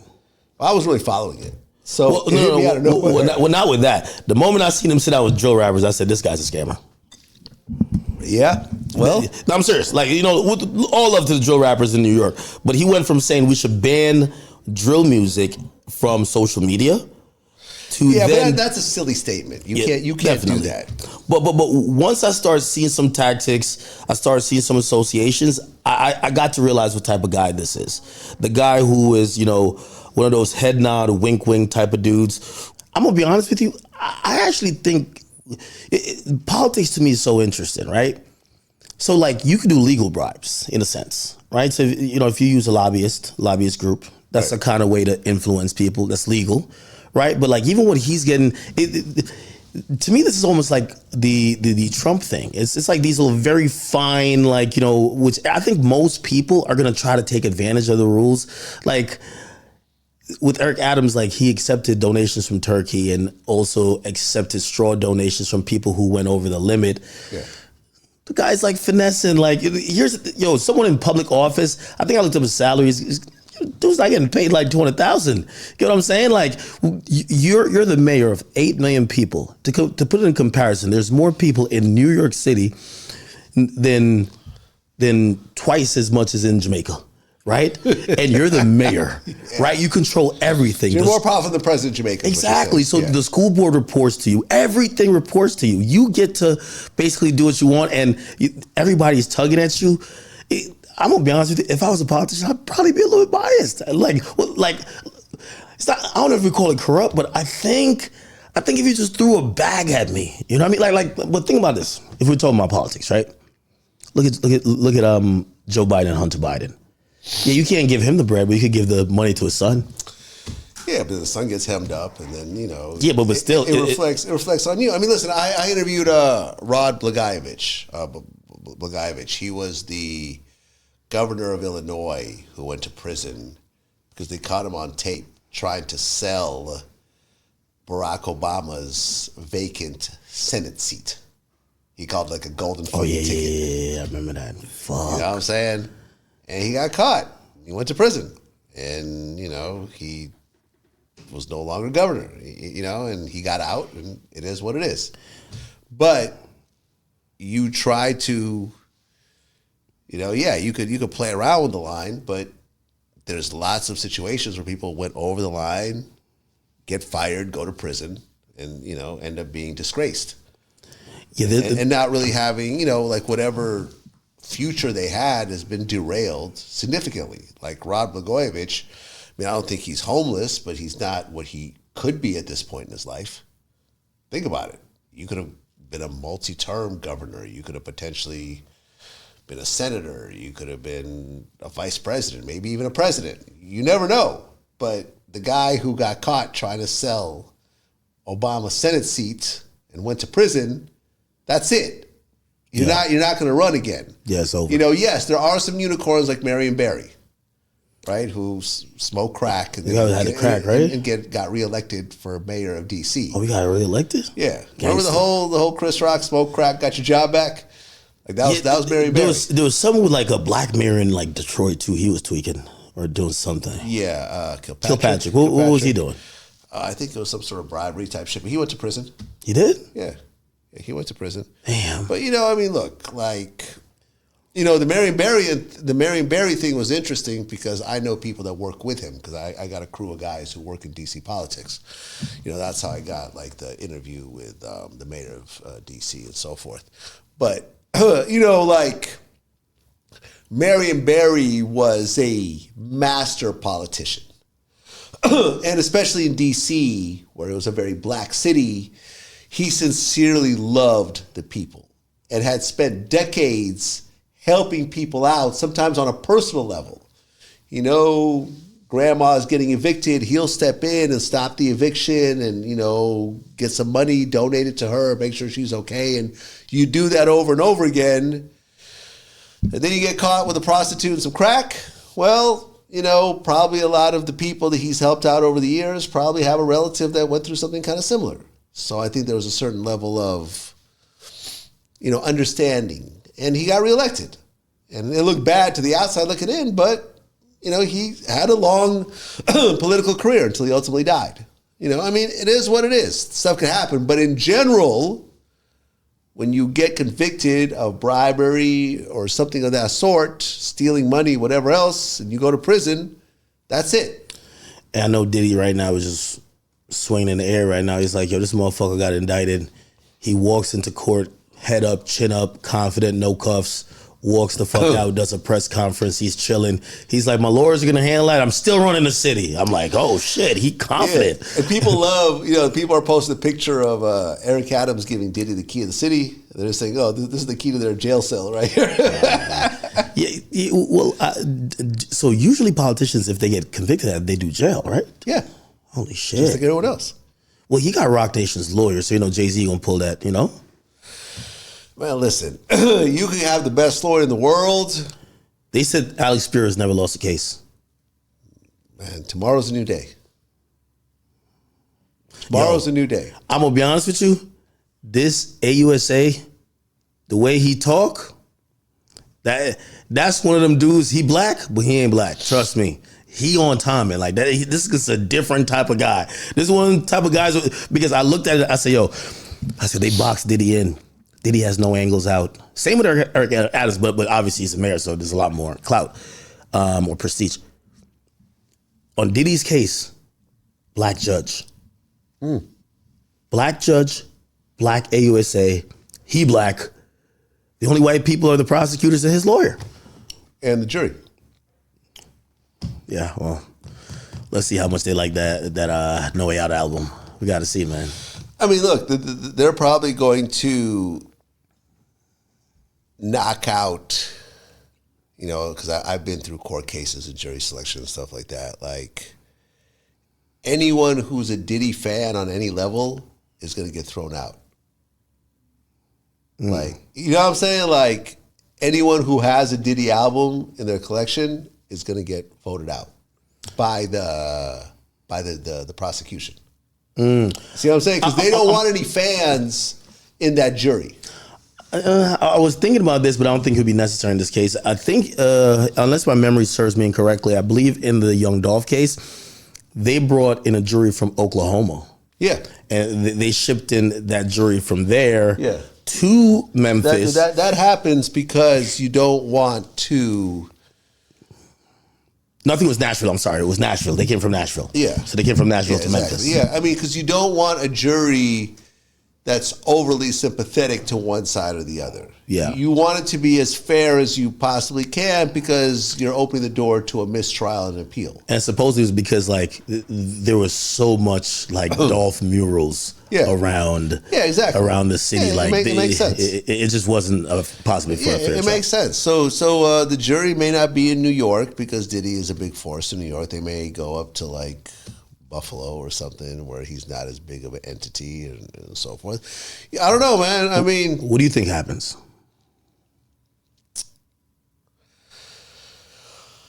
I mean, the only thing I can compare it to is like R. Kelly and Harvey Weinstein. You saw what happened in those cases. I think the feds aren't fucking around. I mean, yes, you do see cases like Murder Inc. where they beat the feds, but well, did they really beat the feds? Like they weren't charged with like. No, they were charged with using drug money, money laundering. Yeah, money laundering. They beat it. Yeah, but like we haven't seen nobody beat RICO. I've never seen somebody beat a RICO. I mean, Freeway Ricky Ross, he got it reversed. Okay, you might get on some appeal stuff. Was that federal? I believe so, yeah. And also, here's the thing. Southern District of New York, I've never seen him take an L. You see how the young boy beat California District. Yeah. Southern District of New York, it's a reason why they're issuing the warrants to get California resident houses searched, Miami residents houses searched. They're the big dogs. From what I hear, when it comes to the feds, Southern District of New York, best prosecutors, most resources, most proactive. HSI works with them like this. I mean, look, I was shocked that Diddy didn't get bail because his contemporaries all got bail. R. Kelly got bail until he messed it up. He hit up them witnesses. That's what happened. Yeah, exactly. Harvey Weinstein had bail before he ultimately went to prison. I mean, even the FTX guy had bail, $250 million, until he started messing with witnesses, and then once again, but Diddy called one of the witnesses 54 times, and that was enough to say, hey, you're witness tampering. So, I mean, honestly, based on what I've seen, he might go away for the rest of his life. He might get 20, 30 years. Yeah. Which, once again, back to my original point, if I knew something like this was coming down the line, I would try to get a submarine or a small private plane or a tunnel. Vlad, you think it's too easy to lead this country, but hell no. Listen, when you have $1 billion... Before you clear American airspace... let me tell you something. They're monitoring his bank accounts. Let me tell you something. Proswell, the Fugees. His appeal ended up getting thrown out, by the way. The main reason why he got convicted for what he got convicted for was because the guy that was actually doing the real money laundering, he has disappeared. They're saying he's in China somewhere. When you have $100 million, hundreds of millions of dollars, people are very willing to hide you. There's countries that are willing to hide you. Vlad, it's a reason why. How long was Bin Laden on the run until they finally found him? Bin Laden wasn't on Star Island. Like Bin Laden wasn't chilling in Lower East Side. Like, come on. I understand that. That was Diddy's mistake. But Diddy could have pulled a Bin Laden and completely disappeared off the planet. I think if that happened, I think they would have grabbed up Justin, Christian, Quincy, the twins. And then what? You can't charge him with nothing? Yeah, but Bin Laden had a whole huge fucking family. Well, but here's the thing. They had to leave him alone. So now when they squeeze their entire family financially. To do what? Well, they could just financially squeeze them. Hey, all right, everybody's getting hit with wire fraud. Wire fraud. Hey, kids, you'll have to go find real jobs like Dad did. Dad is hiding out. He doesn't want to do the rest of his life in prison. Y'all figured it out. I figured it out. Goodbye. I'm sorry. Self-preservation is a thing. Hey, it's a thing. I would not sit around and wait to go to prison for the rest of my life. I would make a run for it. I think he's going to. And there's lots of places when you have a lot of money that will harbor you legally. I think he's going to get 20. So look, you have a man who's what, 55? Yeah. He's going to get 20. He's going to have to serve, was it 17, 18? Actually 16. That's 80%. 16 years at 55. So you got a 71 years old? You think that Diddy's looking forward to that? But Vlad, here's the thing. You've lived 55 years of freak-off partying. It doesn't matter. You are now in the present. Vlad, here's the all thing. Your past memories will not get you through all those other years. Here's the thing. I think you're always thinking, how the hell? Even if he goes to Russia or whatever. First and foremost, if we're negotiating to get back basketball players and they're getting back war criminals, like. You think they're gonna be like, no, we're holding Diddy down over here? Like the next time that nobody's a prisoner. These are not prisoner exchanges. Nobody's negotiating for Edward Snowden. No one's negotiating for Steven Seagal. Well, they would. They're not. They're not. They're not in jail cells. Vlad. You can't negotiate someone who's legally in the country. Listen, Putin would love to give Diddy a citizenship as a fuck you to America. No, but hear what I'm saying. Yeah, you can buy citizenship, right? But even if you do know that, right? Yeah, no, but you can buy citizenship. Even if you're a citizen, if these countries with hazy extradition treaties, if the U.S. says, hey, listen, we fucking wasted a lot of money. There's this super popular pop culture guy, who's in your fucking country. We want him. This guy is like, what do you think? It's like, was it Sada Shakur? No, Diddy, get your stupid ass back into America. Like, I don't see it happening. There is no diplomatic relations between Russia and America. America is funding a war that's killing Russians. But still, America is funding a war that is killing Russians. Russia is not negotiating with America and being friendly.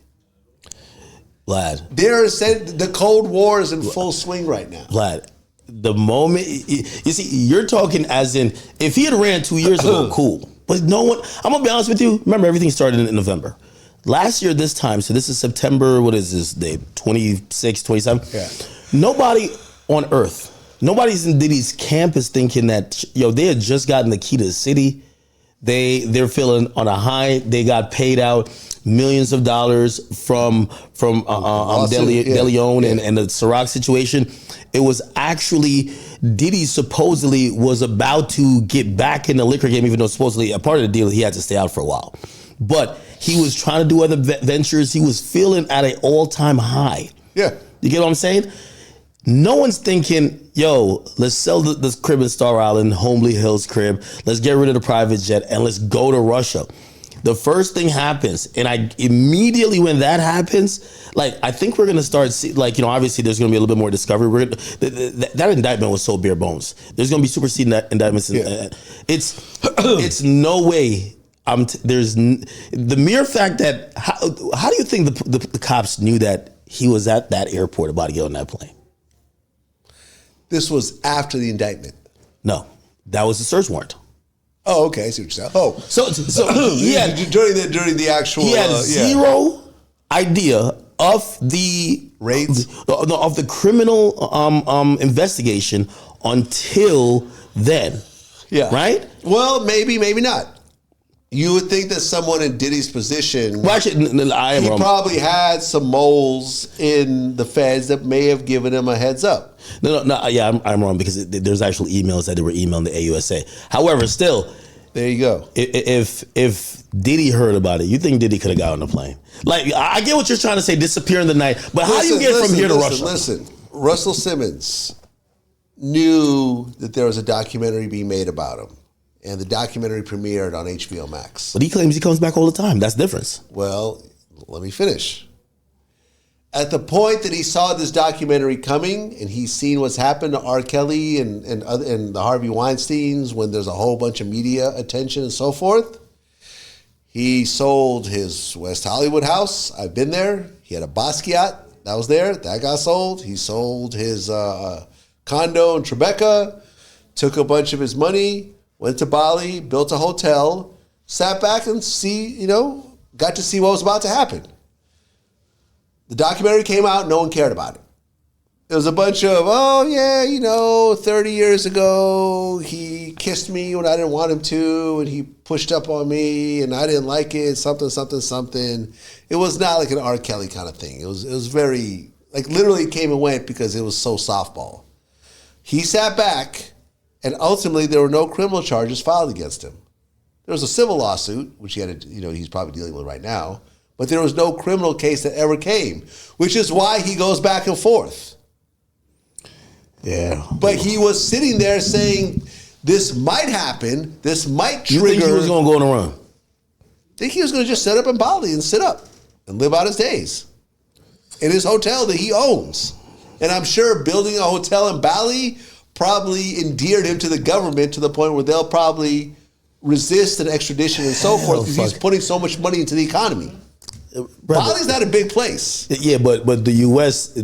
knows how to twist arms. Hey, we want this guy. You're not giving it to us? All right, bet. Tariff, motherfucker. Like, come on, we're getting who I want. If we want Diddy, we're not taking some little piece of shit ran down country protecting that motherfucker. Give him us. Diddy's not that important in the grand scheme of things. Diddy's a guy that sexually assaulted a couple of women, and it would be a huge embarrassment for the bad, but it's a little different. Diddy, Harvey Weinstein. Yo, America can't get Snowden back, and he did full-blown treason. Yeah, because full-blown treason. First of all, didn't he get in trouble overseas for some other stuff? Anyway, no, I don't think so. He's also being protected by like a pretty decent country. You mean Russia? Who actually is vehemently opposed to what America is saying. Exactly, which is why Diddy should have been over there too. Man, there's no country that said, well, listen, sex trafficking cool over here, so you can come here. Ain't no country saying that. Not one. Man, listen, Putin, who's been single for 100 years and has 100 kids and all they don't legalize sex trafficking over there. In every country on earth, what Diddy, again, sex crimes are going to be banned. Maybe not necessarily how it's defined in this. Listen, hiring prostitutes and fucking them and flying them like Thailand or something like that. Flying them in and so forth like that, I don't think is a huge deal in Russia and so forth. Maybe if they were like the minors and they go overseas, they be fucking 16-year-olds. But the minor stuff hasn't really been established. Yes, there's some accusations and so forth, but it doesn't sound like Diddy was messing with minors. I think, but like I said, I can show you a pedophile that went over to Europe and lived out for the last 30, 40 years. Well, here's the thing. I think, did he realize he was going to be in a vice grip? He had to know. He was offering back publishing. He was changing his name. He was starting to move a little bit different. I don't think he thought there was going to be a federal indictment like this, but I definitely think he thought there was going to probably be some type of inquiry that could have involved the authorities. And So all I'm saying is when you hear rumblings of that, you should, stay on the side of caution. I would just got a one-way ticket to Russia, sat back and saw what happened. By the way, also, Vlad, about you saying that, the passports that were held, and I guarantee they were held later. No, but here's the thing. They're held later. The government never took them, right? So the government never took him. So they start offering the passports right after the raids, right? The government never took them. Yeah.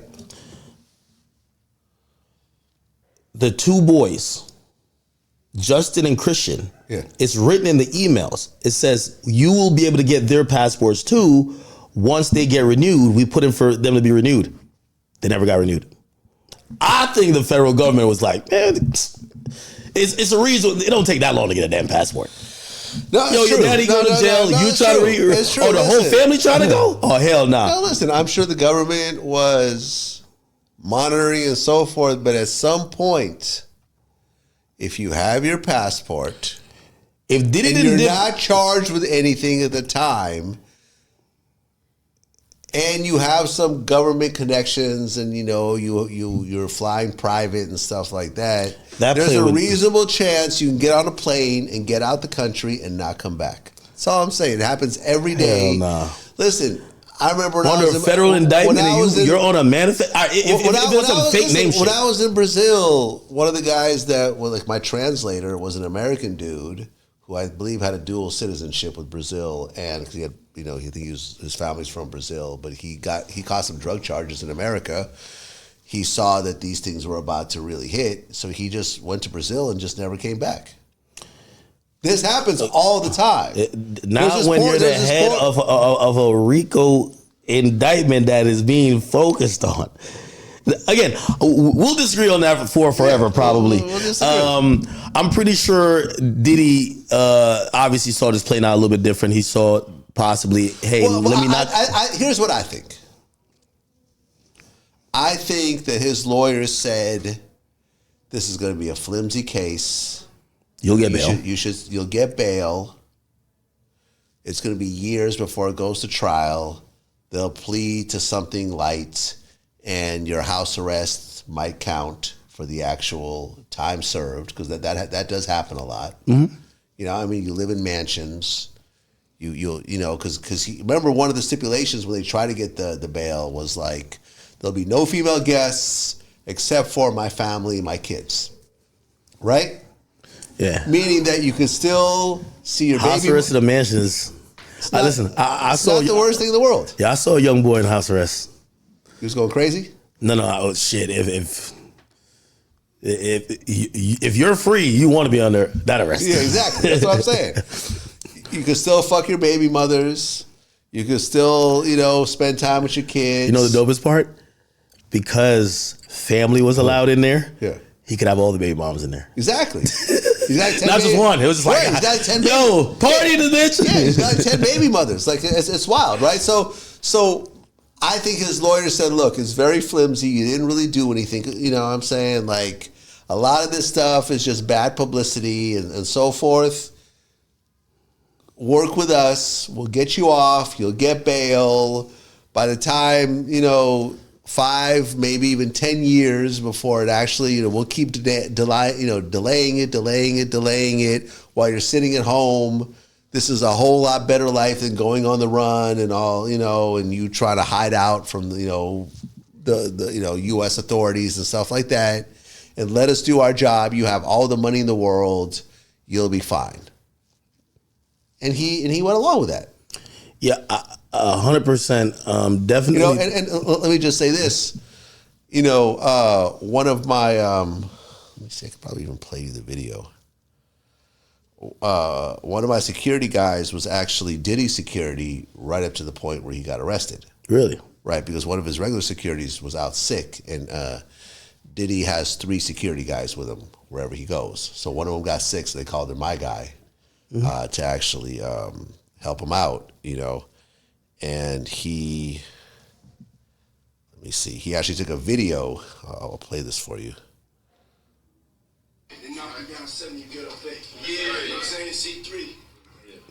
When's this? It's a restaurant. Motherfucking track these niggas down. That's right. You know what I'm saying? Get on their ass and motherfucking blow up their turntables and play your shit. How long before he got arrested was this?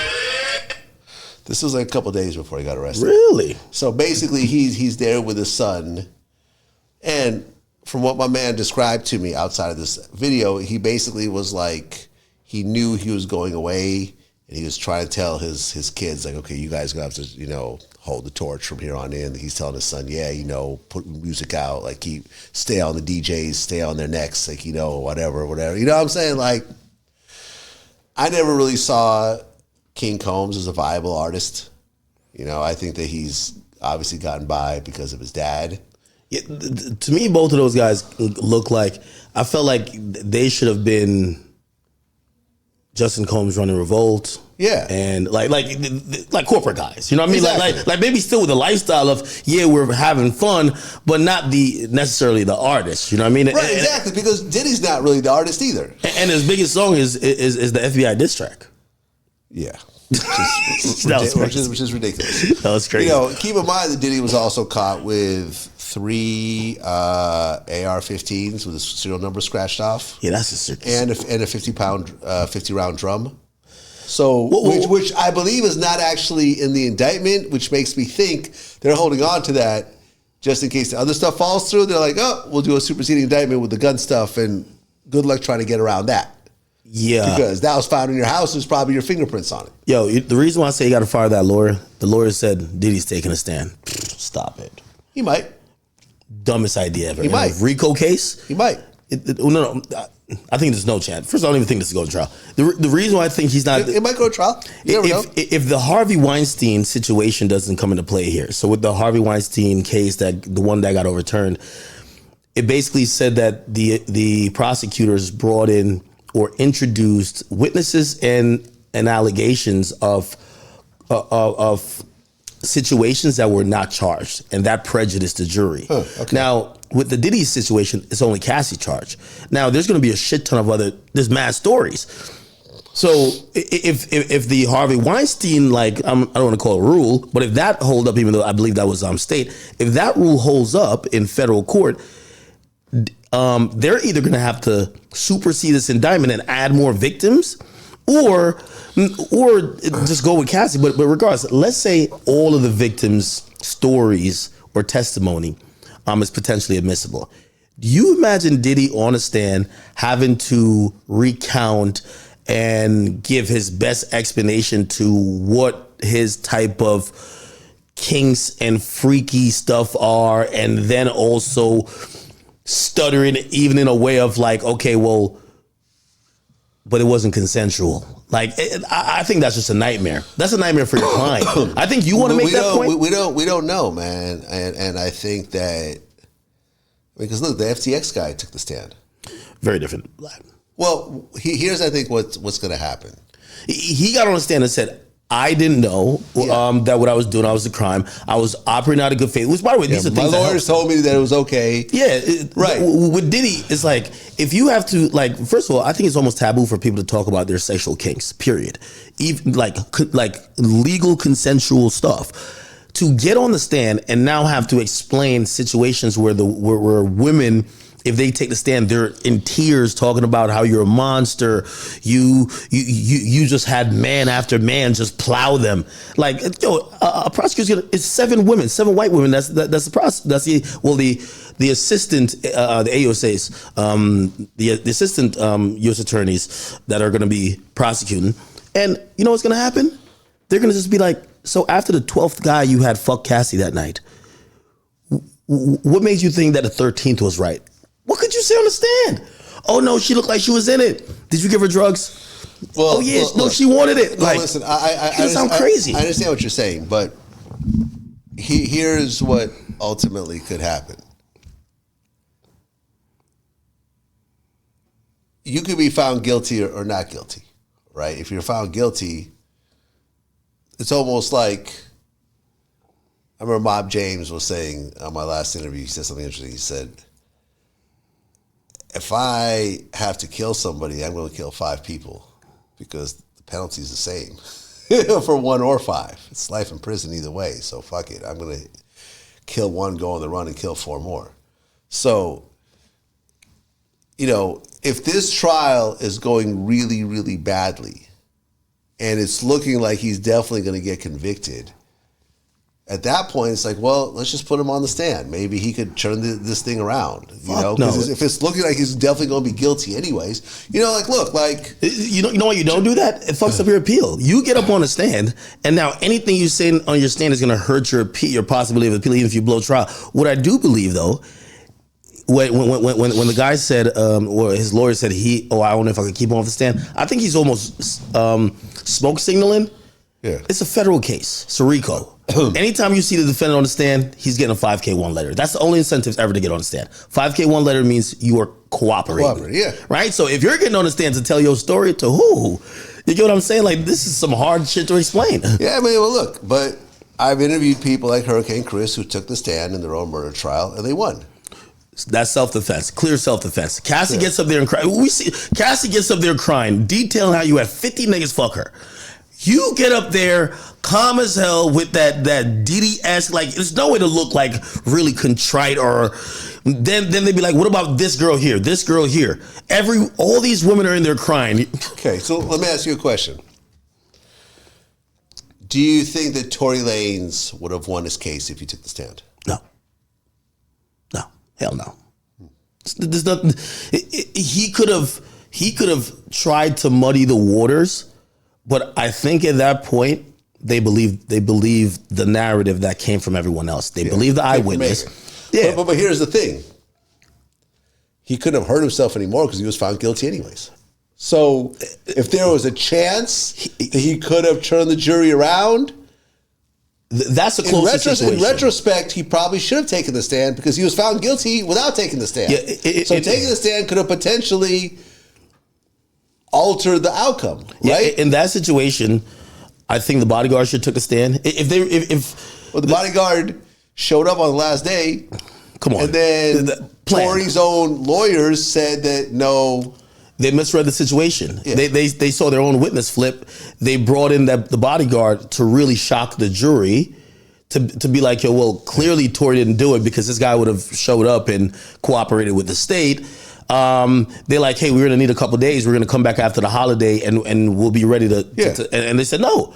They thought they were winning. So his legal team did a miscalculation. No, because they were looking at what the internet was saying, which is the dumbest thing ever. And as opposed to having a jury expert on the team watching how everyone's reacting and saying, this jury's about to bury you.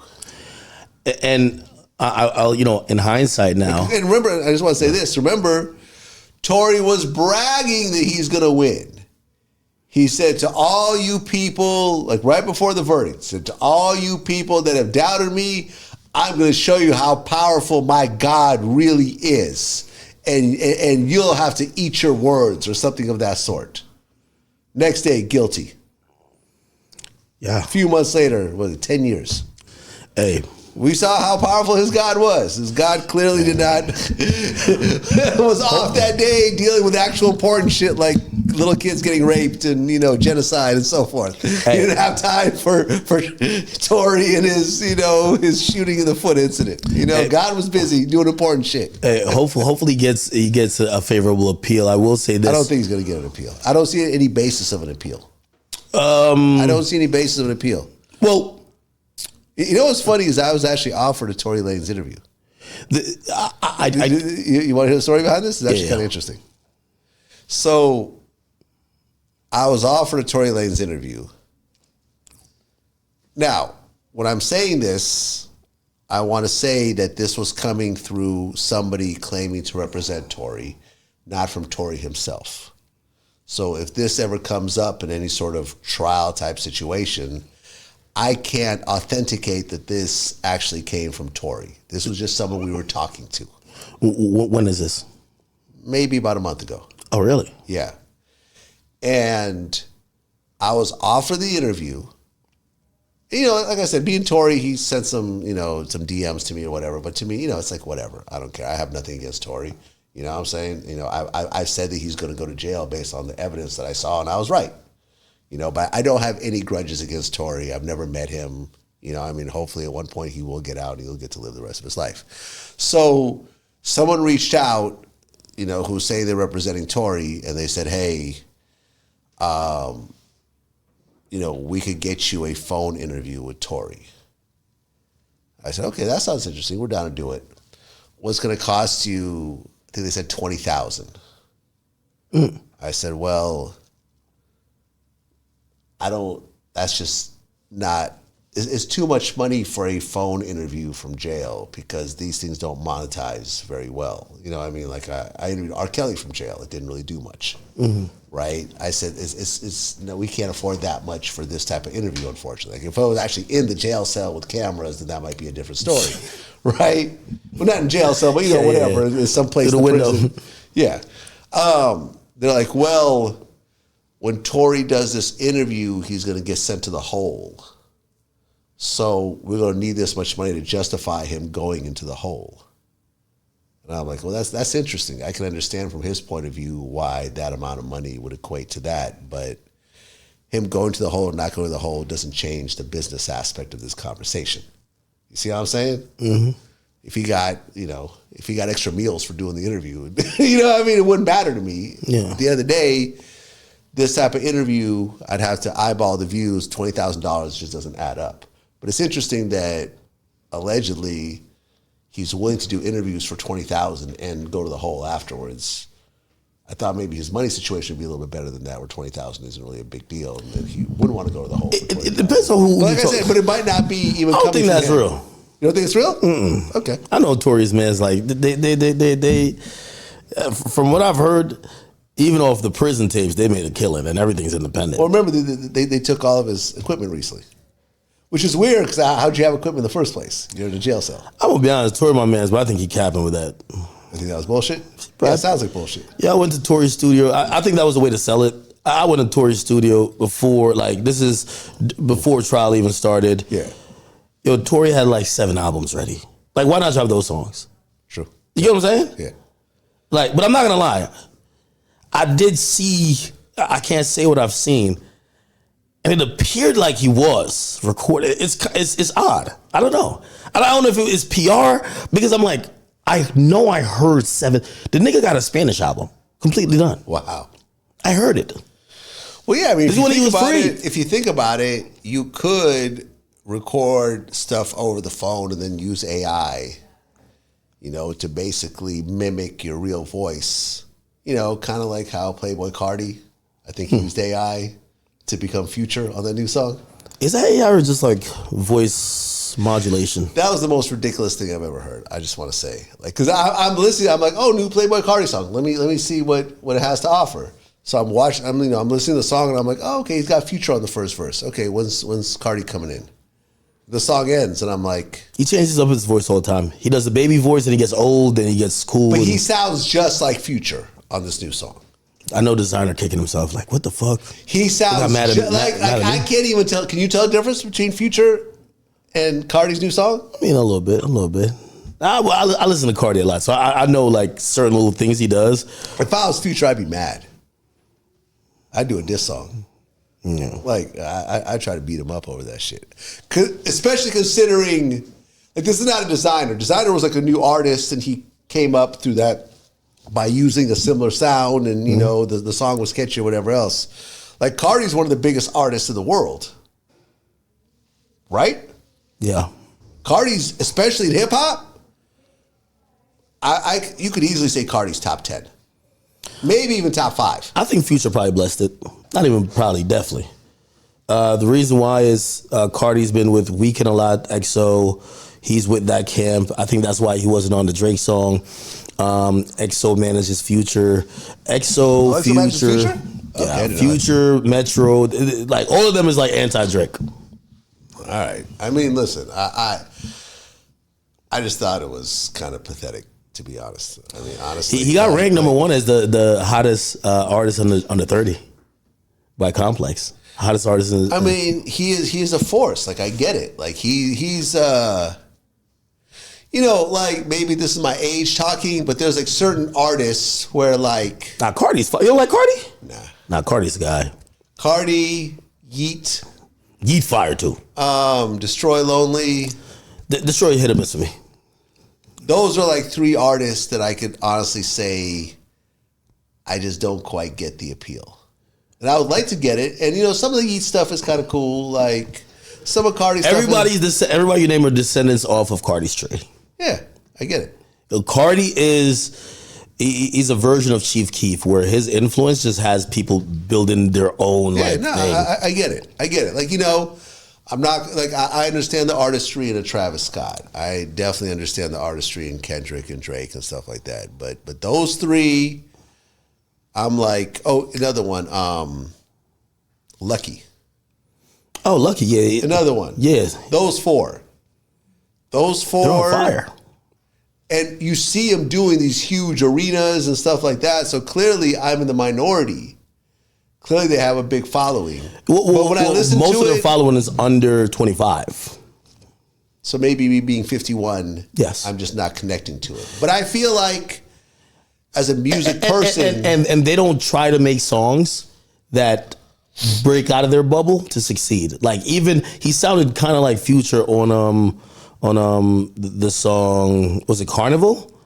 Whatever song that went number 1. Yeah, he kind of he was doing that. Now like this new song. No. Now he sounded a little bit more, but he's been playing with his voice a lot. Like, again, Cardi's just an enigma where, like, he's a mainstream artist appealing to a niche audience. Same with Yeet. Yeah, no, and that's the thing. But I feel like,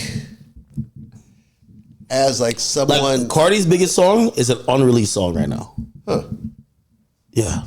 That's wild. Yeah, it's an unreleased song. It hasn't been on DSPs, but it's so hard. He performs it. They sing it word for word. It's not out. No, listen. I just feel like as a music person, someone who used to produce, someone who DJ'd, His line is, "I'm trying to be Cardi, not Mike." I'm telling you, it's hot. It's fire. I mean, look, like I feel like I should understand the artistry of it, but I'm not quite getting it, and it annoys me because clearly there's a big audience of people that do. And I don't just want to say, well, I'm just older, because I should be able to understand art regardless of my age. It was explained to me that Cardi makes music for a feeling as opposed to other things, and it's like he's no one's really feeling listening to feeling. those lyrics like that. It's Yeah, really more it's of like vibe. a feeling. Yeah, and, Travis Scott is the same way, but I feel like Travis is a little more traditional. Yeah, and high energy, and some of the riffs and chorus are really more infectious and captivating. That you could be like, okay, you know, I like Travis. this. I fully get. Like, I'm looking forward to the next Travis album. I listen to Utopia quite a bit. I listened to the album before that quite a bit. Yeah, Astroworld quite a bit. I get it. I get it. I even hear the Kanye influences and stuff like that in some of his earlier stuff, but he's evolved to be who he is. I understand Tyler, the creator. I understand the creativity that goes into his music, but Lucky, Destroy, Lonely, I try to listen to their stuff, and I'm like, I'm just not quite getting it. You got to check out Ken Carson. I think I heard some of his stuff, and once again, is his stuff a little different? Or am I just? Nah, it's kind of similar. It's kind of the same thing. Yeah, I listen to some of his stuff, and it's like, man, listen. Trust me. And I'm not hating. I'm not hating. I'm more frustrated with myself. Like, why am I not quite getting it? But these millions of kids are. When you go and enjoy their music, sometimes you got to see the appeal of what it's doing to the kids. Right, and then you'll start to understand it more. You got to kind of almost go to a show almost. Yeah. No, when I go to rapper shows or anybody shows, should I even went to Party Next Door show? Like I'm usually people watching. Like I was with someone and they're like, "Yo, why are you just looking at all the girls?" I'm like, "No, I'm looking at how they're relating to," because he's singing songs I don't know, and I could see like they're in tears. Like I see some of them like grabbing their phone and like sending like texts to their exes and stuff. I'm like, oh my god, like this is wow. This is one of those. So. Yeah, man, listen, I'm happy for all these guys, but I don't want to be the old guy on the porch. Oh, this old music sucks. I'm going to listen to Tribe Called Quest and Nas' first album. No, I'm not that. That's Ari Spears. Ari Spears is that. I am not that. Yeah, he's a Jay-Z guy for real. Yeah. But it's like, I'm happy. Like, I'm happy that hip-hop is progressing and churning into something that's not traditional and merging more with, because a lot of rock songs, you don't know what the fuck they're saying either, but it's the vibe. It's the energy of it all, the punk rock and everything else like that. So I'm happy that it's evolving, it's turning into something a little bit different and gaining traction. And these guys are, multimillionaires in their early 20s and so forth. Like, I'm happy, man. I'm happy. I just wish I understood it a little more. You will. You eventually will. Yeah. All right, man. Listen, thank you guys. And thank you, Vlad. Always, pull up for me. And this time I hit you a little bit late because I know you were here all week. Yeah. But I appreciate you nonetheless. Next time, I'll bless the fans with another, classic interview. Yeah. Vlad TV.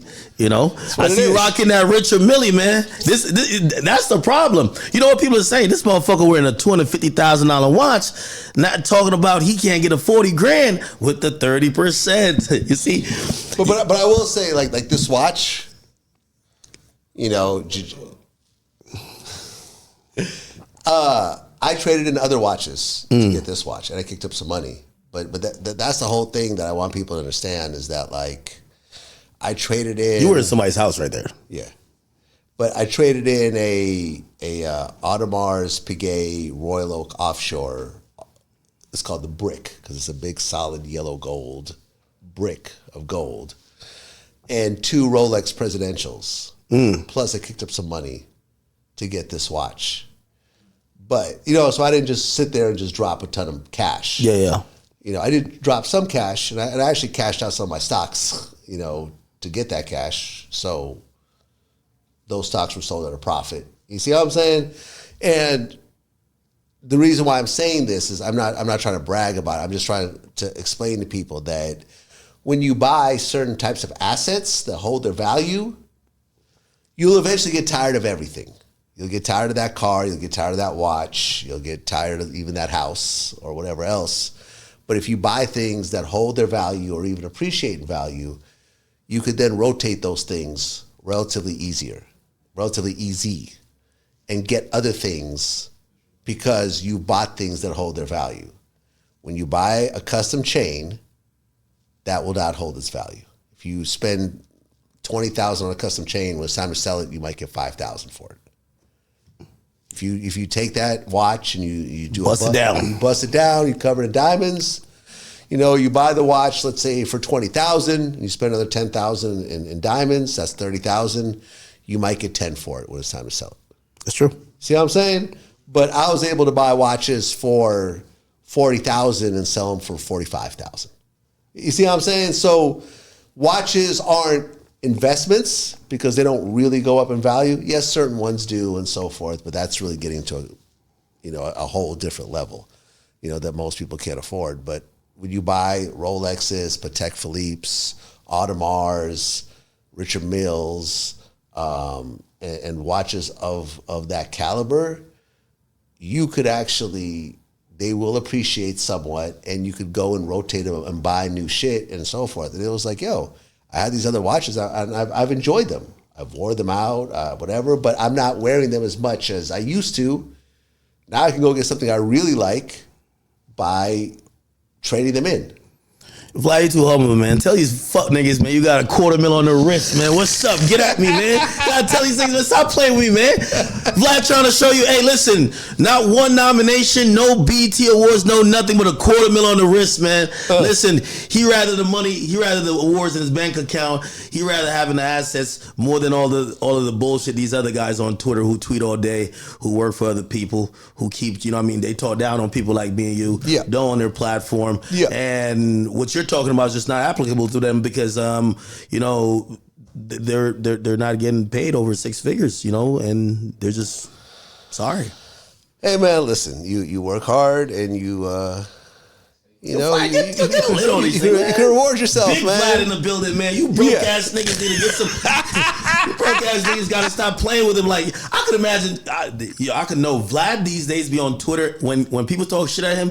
Vlad really just looking at them like, yo, what time it is right now? It's time to disrespect.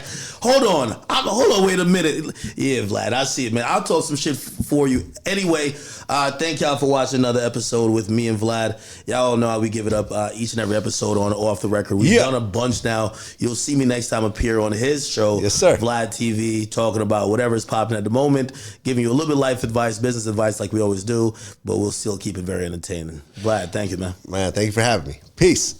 Peace, man.